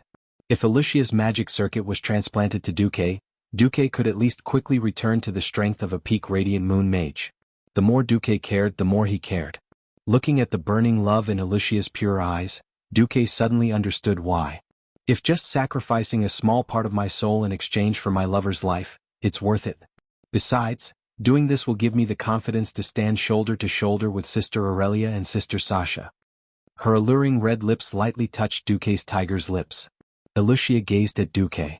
Or do you hate having my soul merge with yours? Duque could not imagine what kind of pain it was beyond the physical. It was obvious that it would be more terrifying and painful than having one's hands and feet torn off from a human body. No, this was not a simple feeling. It was a feeling of disappointment. 3 years together. Many things could happen. Thirdly, both parties involved in the transplant had to be willing. Whether it was magic or holy light, they were all strange energies that originated from the soul. The magic circuit was a special magic production and circulation channel that was shaped by one's own soul. As long as the other soul resisted, even if it was subconsciously, then the transplant would inevitably fail. Time did not diminish Elucia's love for Duque. Instead, it was like a fine wine stored in a cellar, becoming more fragrant the more it was brewed. Secondly, the magic circuit of both parties must be of the same origin. For example, those who played with Phoenix Flame and directly transplanted it into Ice Crown, without any transformation would be courting death. 3. But he did not expect that this woman, who was not talented in magic and was destined to be unable to step into the realm of heroes to fight alongside him, would be willing to sacrifice herself for him to this extent. Unknowingly, tears were already flowing down Duque's cheeks. Then, the forest began to echo with Alicia's unsuppressible moans of pain. How many women would be willing to wait for a lover who had been missing for 10 years, and was probably long dead? In the face of Duque's determined look, Alucia gently shook her head. Bit by bit, she sucked on those two luscious red lips, sucking in the fragrance that came from her lover. Use my magic circuit. Alicia's smile was so gentle and moving, as if she was saying something that had nothing to do with her. 10 years, the most crucial 10 years for a young girl to become a true lady. With the accumulation of generations, the quality and quantity of magic circuits would be astonishing. Duke had thought that his threat would be effective, and he would see panic on her beautiful face, which was full of mature charm. That way he would be able to get her to give up on this crazy idea. However, he couldn't bear to watch his friend and hero die. Why was it that most magicians were passed down through aristocratic families, and the first generation of magicians were rarely very powerful? It was no longer a simple friendship or emotional bond. Alucia, you're crazy. Do you know how painful a transplant is? The magic circuit is also a part of your soul. Even if my circuit is burned, it's only that part of the circulation is blocked. But if your circuit is transplanted, it's like forcibly tearing a part of your soul out. Duque shouted agitatedly, grabbing Alicia's arms hard and shaking the woman who had followed him wholeheartedly for more than 10 years. But Duque shuddered, his face full of horror. He directly pulled Alucia into his arms, one hand gently holding the soft shoulder of the noble lady, and the fingers of the other hand directly touching the intellectual face. 10 years apart. Then, any more words would be superfluous. What else could Duque say? It seemed a little naughty, but in fact, Duque was re-examining Alucia.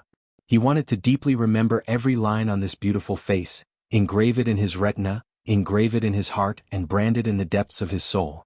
Duque kissed her hard. Before he came back, Alucia did not abandon his fief, and even conscientiously built his fief into the most prosperous area in the southern continent. For this, Duque was already very grateful. Nearly 5 years of planning and hard work, 10 years of wandering in the void. The life on Earth seemed to have become very far away. Only with the help of the system could he easily recall the bits and pieces of Earth. Unknowingly, in Duque's heart, there was a kind of awareness that he was already breathing with Azeroth, sharing the same fate. Duque was disappointed. Alucia had the above 3 points. It sounded very good, didn't it?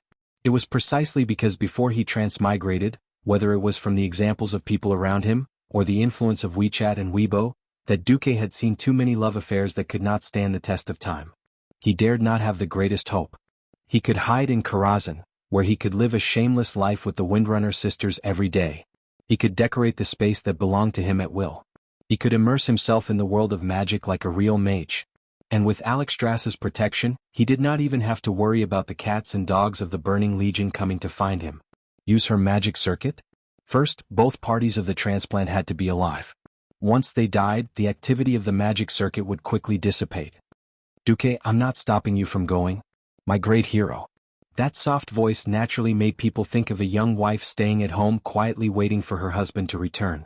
Gently tilting her head, Alucia emphasized, I'm just stopping you from going to die in this state. What else could Duque say? However, Alucia used her weak body to bear all of this. Looking at Alicia's face that pretended not to care for his peace of mind, feeling the trembling from her delicate body, Duque's heart had long been drowned in tears. However, there were many prerequisites for this. That's right, the magic circuit could actually be transferred and transplanted. What? 10. That was because the children of mage families could inherit the magic circuit of their parents and even their ancestors. Without any flirting or ambiguity, Duque's right index finger slowly moved down the delicate lines of Alicia's face, gently pressing down. After slightly loosening his index finger, the delicate skin and bright red lips trembled and bounced back under the effect of inertia. After an unknown amount of time, the four-faced lips left, panting.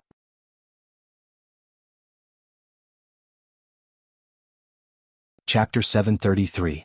When Mograine was worried that something had happened to Duque and ran back with his guards to look for him, all he saw was a lone figure with tear stains on his face. "Where's Miss Barev? I sent her back to Stormwind City. It was only right to send the women and non-combatants away before the battle started." But what was with the tear stains on Duque's face? What was up with the sudden surge in his aura and the surging elements in his body? Mograine had not seen Duque for more than a decade. Even during the battle where Duque and all of Karazhan had disappeared, Duque and Mograine had fought on different battlefields, one in the north and one in the south. Mograine's impression of Duque was that he had unparalleled intelligence and courage, but was not strong himself. He had never been able to equate Duque with the strong. But now it was different. Even a paladin like him, who was not familiar with the occult, could feel Duque's power. Duque had become a Breaking Dawn wizard? No. Compared to Antonidas, he was still a little lacking. They both had that kind of surging elemental aura, but there seemed to be a difference in quality. Even so, it was still very terrifying. Duque was not even 30 years old yet, right? Holy light above, he still looked like he was 18 years old. Mograine's shock was only limited to this. If he had known that Duque was already immortal, perhaps he would have been truly envious and jealous. Quickly collecting his thoughts, they looked down the mountain. The battle between the Orc army and the Scourge army had reached its climax. The elite Orc warriors from Warsong and Frostwolf formed a 5-kilometer-long battle line, holding off the undead tide that was surging from the north to the south. Under the maintenance of this battle line, further south was the migrating Orc army. Countless Orc women and children carried them on their shoulders and arms, leading the small Orcs as they ran. It would be impossible for a human to pass through the Hillsbrad Plains in such a short time under the attack of the undead creatures. Humans had to bring their families and belongings with them. It was destined that human civilians could rarely travel more than 50 kilometers a day. The Orcs were different. The Orcs used the sky as their blanket and the earth as their bed. They were used to a life of hunting, so they were not afraid of starving to death even if they were empty-handed. Moreover, many beastmen had just been released from prison, so none of them had any assets. As a result, the speed at which the Orc women and children marched was even faster than a fully armed human army. "You bunch of brainless people!" Ras Frostwhisper roared. The sole punishment of a high undead made a large number of intermediate undead tremble. They roared and used the shouts from their souls to drive away the zombies, ghouls, and other low-level undead. They were like endless waves that crashed into the Orc battle formation. This time, Ras Frostwhisper wasn't the only one who was startled. Even Arthes was startled. Orcs? Those filthy creatures. Arthes's fall was on the spiritual level, but it did not mean that he had been brainwashed. On the contrary, he knew very well how powerful the Orcs were. When he was growing up, Uther had made him fight against Orc slaves in order to train him. Similarly, before he had fallen, he had also participated in the suppression of the Orc uprising. Most importantly, he had personally experienced the battle where Lordaeron City had almost fallen, and felt the fear that made him feel ashamed and uneasy even to this day. Even though he no longer thought that he had human emotions, the rage of revenge still drove him to make a decision. Arthes waved his hand. The huge black flag began to move. Beside him were hundreds of Death Knights riding skeletal warhorses. They had all fought alongside Arthes in their lives, from Andoril and Lordaeron all the way to the bone-chilling Northrend. It was only when Arthes pulled out Frostmourne and fell that Arthes took their lives and turned them into elite Death Knights. As soon as they started their charge, the Orcs immediately sensed them. Thrall shouted, "Orgrim, do you have any good ideas? Looks like a very powerful guy is coming." Orgrim glanced at the Orc women and children behind him, who still had a third of them, and suddenly turned back. "Thrall, as the future star who will shoulder the heavy responsibility of reviving the Orcs, you answer me as a great chieftain in waiting. Will you abandon your people because of the danger?" "No, never." Thrall's answer was sonorous and powerful. Nearby, Grom, Rexer, and the tens of thousands of Orcs who were fighting with passion all smiled at the same time. "Loktar Ogre, if we don't win we will rather die." How many years had it been? Who knew how many years it had been since the Orcs had shouted such a domineering slogan with tens of thousands of people as a unit? At this moment, the old Orcs who had experienced the second battle at the Dark Portal felt like crying. It was another series of extremely fierce slashes, and the zombies and ghouls that had rushed to the front of the Orc formation fell like wheat being cut down, one by one. At this moment, Arthas's Death Knights charged over. The skeletal warhorses looked so thin that only bones were left, but because they emitted an even denser aura of death, the low-tier undead in their path all retreated. The skeletal warhorses were like icebreakers, easily killing their way to the front of the orc army in just a few minutes. This was a clash without any fancy moves. Would the giant wave break the dam? Or would the dam break the giant wave? The strongest sound since the start of the battle told the world an answer. It was a draw. The orcs were not good at defense. Even though it looked like the orcs were on the defensive side, that was just an illusion. The orcs completely destroyed their enemies to maintain this so-called line of defense. When the Death Knight arrived, the Death Knight would either instantly kill the orc with dark magic, or the orc would use its warhammer that was emitting a faint holy radiance to smash the Death Knight and the skeleton warhorse into dust. The instant confrontation was like a tit against a tat. This was a terrifying way of fighting that seemed more like mutual destruction, and it made the leaders of both sides feel a little pained. Kill, Loktar? In the blink of an eye, it was a chaotic battle. Just as the Death Knights charged into the battle line, even the Doomsday Army didn't notice that at the southernmost end of the Alterac Mountains, not far away, an army quietly entered. At first, no one noticed this army because outside the army, there was a cold fog that covered a few square kilometers. It felt no different from the Doomsday Army's cold canopy of undead.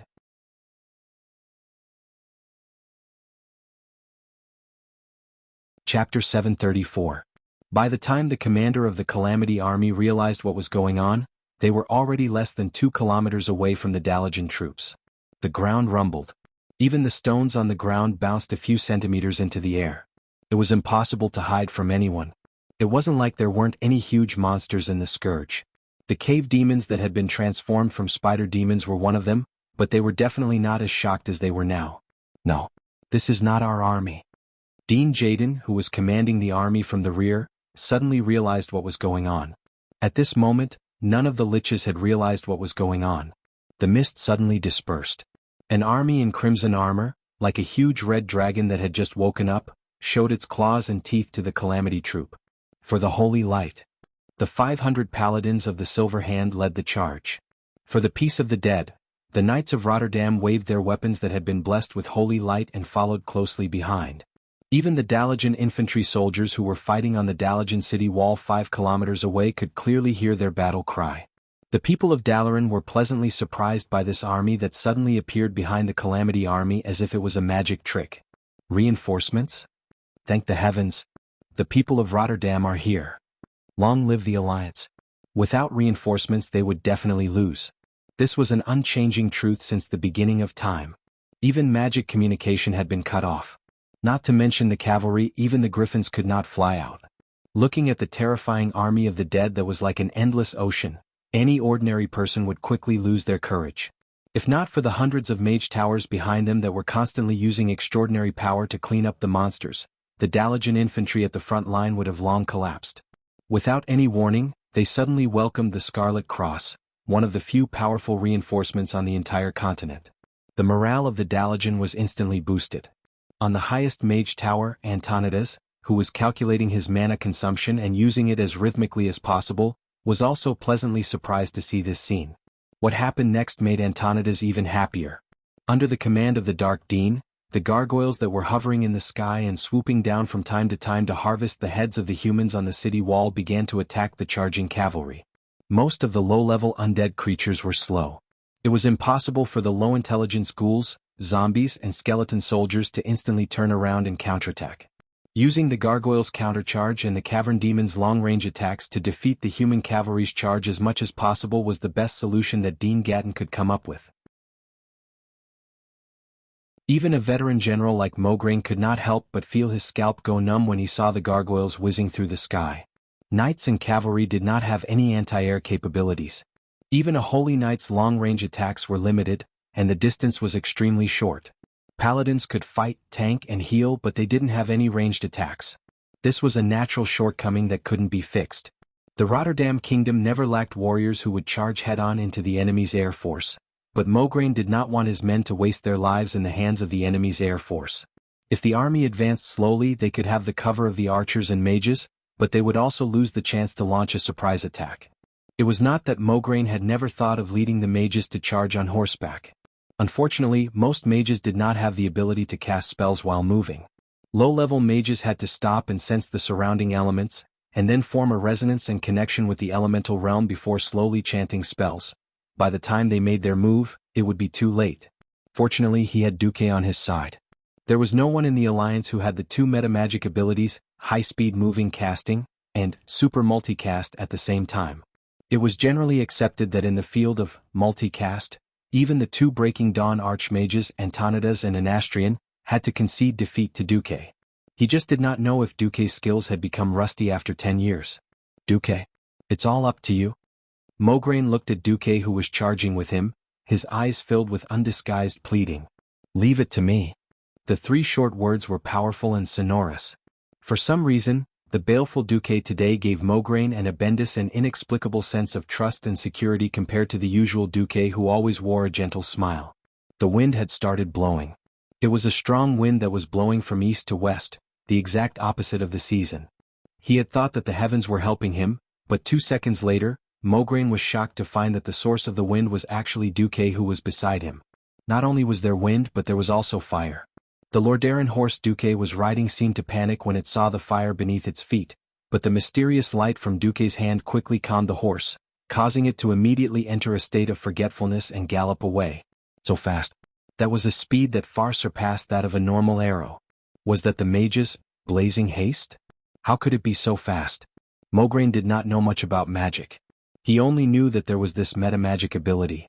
Of course, he did not know that after the baptism of the storm altar, Duque also had the power of wind and thunder.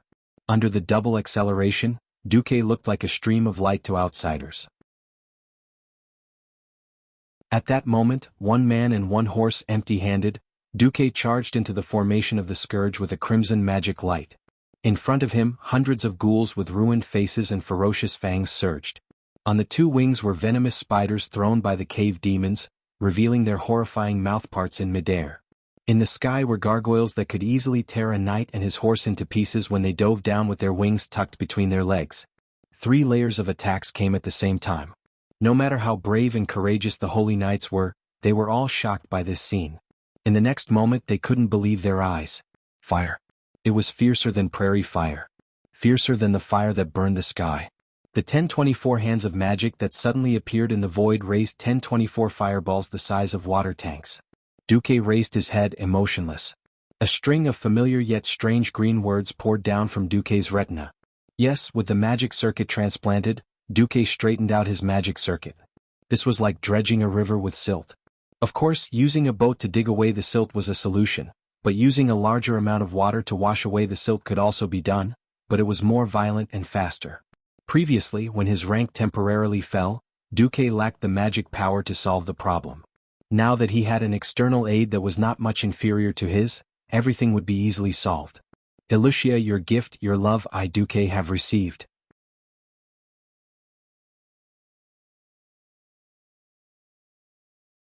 Chapter 735. With an ear-piercing whistle, the fireballs around Duque scattered in all directions. It was a terrifying scene, as though a meteor shower had fallen to the ground.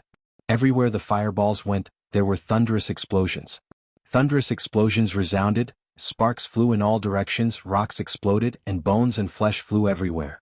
The scene at the Scorching Canyon 13 years ago seemed to replay itself in Mograine's eyes. Back then, it was only possible for an entire Dwarven tank legion to create such a scene. But now Duque had done it all by himself.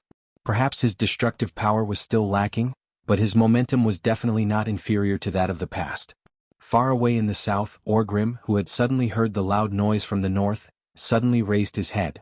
Such a horrified sound naturally made him think of the same thing. The same shocking momentum. The same perfect timing to strike.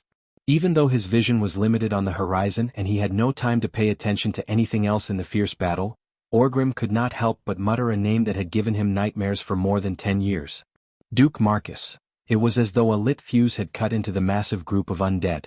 With this fuse as the center, all the undead parted to the sides. They were forced to move aside in the form of flesh and bones flying everywhere.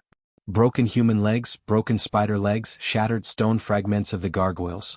That kind of visual impact caused everyone who saw this scene to be shaken to the core. Duque's speed was too fast. A few seconds after he and his horse swept past, the huge fireballs that flew out exploded in the distance. It looked as though the ground had been forcefully plowed open by a huge plow, and the soil fell in all directions. As soon as Duque passed, there was a series of explosions behind him, and the undead formation was in disarray. Charging head-on with the enemy's spear formation was the worst strategy. Even if the enemy's back was facing them, it was not advantageous for them to charge if they stood too closely together. After all, there were many huge creatures among the undead, such as the cavern demons that were almost 2 men tall. If they were to collide with them head-on, it would definitely result in the deaths of both men and horses. Only with the right amount of sparseness was the best place for the cavalry to display their might. Seeing the gaps in the Doomsday Army's defense line, Mograine and Abendis shouted at the same time, "Good!" Duque had never been a cavalry commander for even a day, but he had long understood the true meaning of military formations after years of leading troops. If the Scarlet Cross could not grasp such a perfect opening, then they would be letting down their reputation as elites. The Dark Dean Gatling, the man who had taken over the Barra family's fortress and turned Caer Darrow into the base of the Cursed Gods cult, the man who turned Scallamance into a true academy, screamed in pain, "No!" In the absence of Kel Thuzad, he and Ras Frostwhisper were competitors. Lys represented the Scourge, but he was more inclined towards Kel Thuzad's direct line of descent. Just now, when Rhys couldn't take down the Beastmen, he was happy to watch the show, but now it was his turn to suffer. He didn't dare to imagine what would happen if he were to squander the army right after Arthas, the King of Death, handed it over to him. How would Arthas deal with him later? In the heart of Lich King Nazul, Arthas's position was much higher than that of Kel Thuzad, the dark wizard with a damaged soul. What's more, Kel Thuzad had been killed by Arthas and hadn't been resurrected yet. Gatling could see that Duque was the key to the entire human army. As long as he killed Duque, he was 70% sure that he could take a breather and then swallow this human army. He couldn't watch any longer, so he made a decisive move. 7 continuous, incomparably gorgeous flashes allowed him to cross over a distance of more than a kilometer, and in an instant, he reached Duque's side. Not good. The layman watched the show while the expert saw the artistry. Duque's sea of fireballs looked incomparably gorgeous, and he could almost single-handedly deal with half of the Scourge army. In the eyes of experts, Duque was actually a scumbag with a little bit of cleverness. What? Because Duque only used low-level, Flame Blast. Even Antonidas, who was watching this scene through the magician's eye, was fooled by Duque's seemingly gorgeous but actually weak methods. The veteran Breaking Dawn wizard subconsciously thought that Duque had been seriously injured while rushing back from the void. In fact, this was indeed the case. However, no one would have thought that Duque had used Elusia's magic circuit to resurrect with full energy. At this moment, Duque looked like he had the power of a peak morning star. The name of the best actor Duque was not just for show. Die. Gatling flashed over, and the first thing he did was sacrifice. He didn't even notice the trace of mockery at the corner of Duque's mouth. Mirror image of truth, activated. The only thing Gatling's demonic flames burned was the poor horse. In the next moment, the light of flash lit up behind Gatling. Not good. I've been tricked. The elemental undulations that suddenly erupted from Duque didn't seem like that of a weak morning star wizard. This was clearly a radiant moon who was at the same level as Gatling. And not just any ordinary radiant moon, but one that was about to step into Breaking Dawn, a half-step Breaking Dawn wizard. Gatling's intestines turned green with regret. Why had he courted death? He'd actually been so hot-headed as to personally deal with someone else's trump card. Those who could charge alone were either idiots who only had courage left in their minds, or people with shocking strength. Evidently, the other party was the latter. Without any hesitation, Gatling flashed as well. Who knew that a scene that scared Gatling out of his wits would appear? A radiant moon wizard could flash more than 100 meters away. Gatling could jump more than 200 meters with his full strength. With a radius of 200 meters, this was an extremely large range. He never expected that at the spot he'd set up, the same radiance of flash would light up almost at the same time. That's right. Duque's vengeful spirit had caught up. This is impossible. Gatling cried out in alarm. It was impossible for other mages to do so. Sensing such minute magical undulations from a warlock who was a wizard and used the power of darkness in the canopy of necromancy that was filled with the aura of death? This is impossible. As if to confirm his thoughts, Gatling once again activated flash, and then let out another cry of despair. The combination of Duque and the system elf made the impossible possible. In Duque's retina, coupled with the holographic image in his mind that had been scanned and marked by the system, Duque could clearly see every magical undulation that belonged to Dean Gatling in the surrounding space. This final boss of Scalomance, one of Kel'Thuzad's left and right arms, was just a dancing clown in the palm of Duque's eyes. Die. Bigby threw out a series of demonic punches. This cursing sect boss, who had yet to completely abandon his human body, was actually beaten to death by Duque amidst thousands of troops in front of countless beings.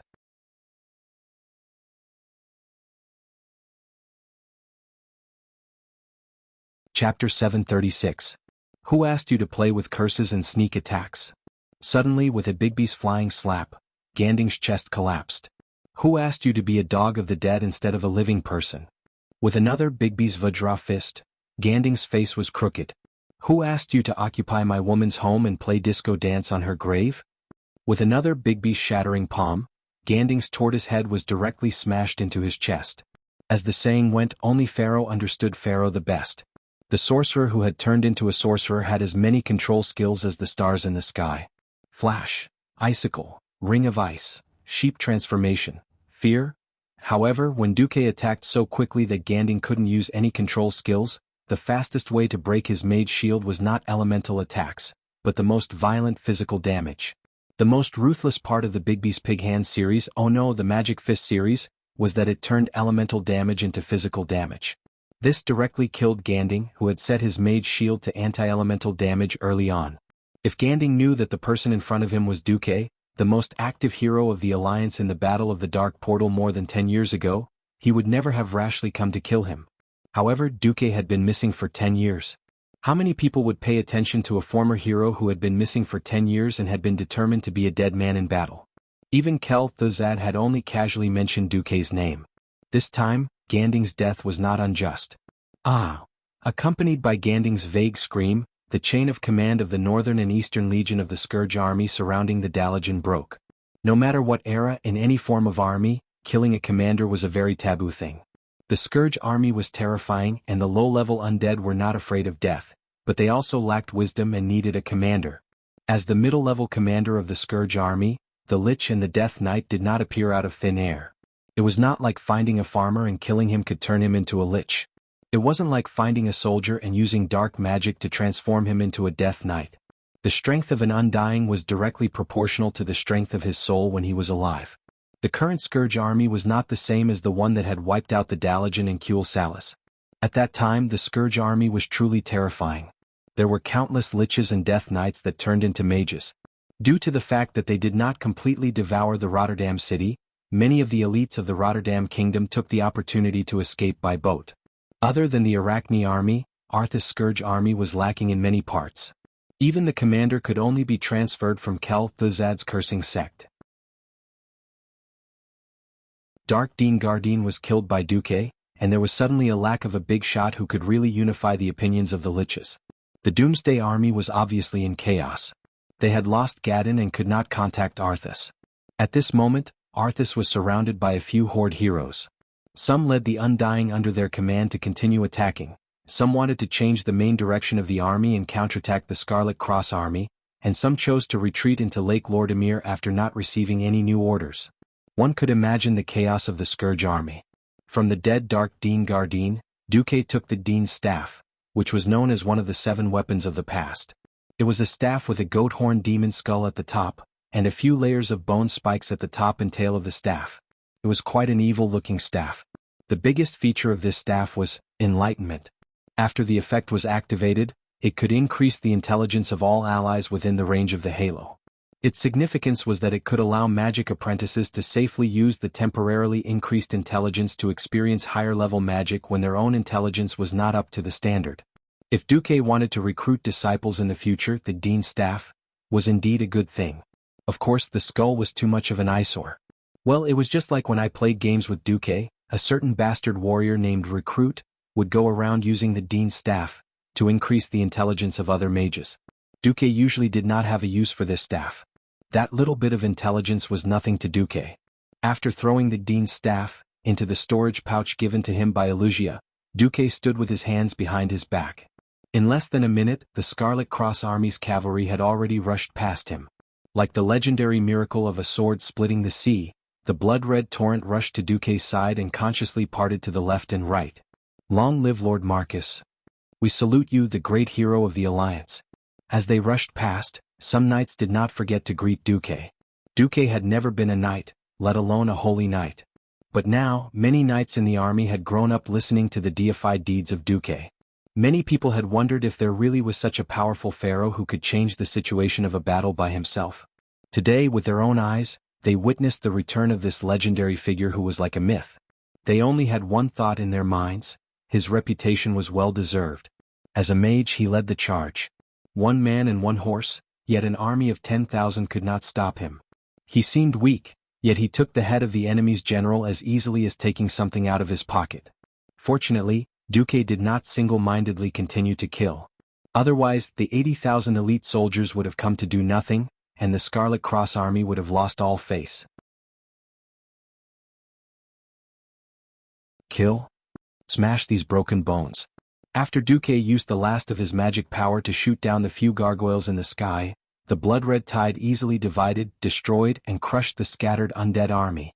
After an unknown amount of time, the Scarlet Cross army finally met up with the Dalajan army that had rushed out of the city. Duque. Where is Duque? Riding on a spotless white horse, using the ice element to repel all impurities, Antonada's appearance was getting more and more flashy. Escorted by a group of high-ranked mages and knights, Antonidas eagerly rushed to see Duque. On a small hill, Duque welcomed Antonidas with a bendis on his left and Mograine on his right. Oh my god. Am I really seeing a ghost?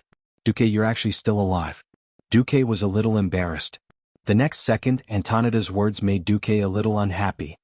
If the one who came to warn us wasn't Medivh, that guy who might have been blinded by the devil, but you, the Dalajan, wouldn't have suffered such heavy losses. Sai, why didn't you come back earlier? This was not a joke, but a real complaint.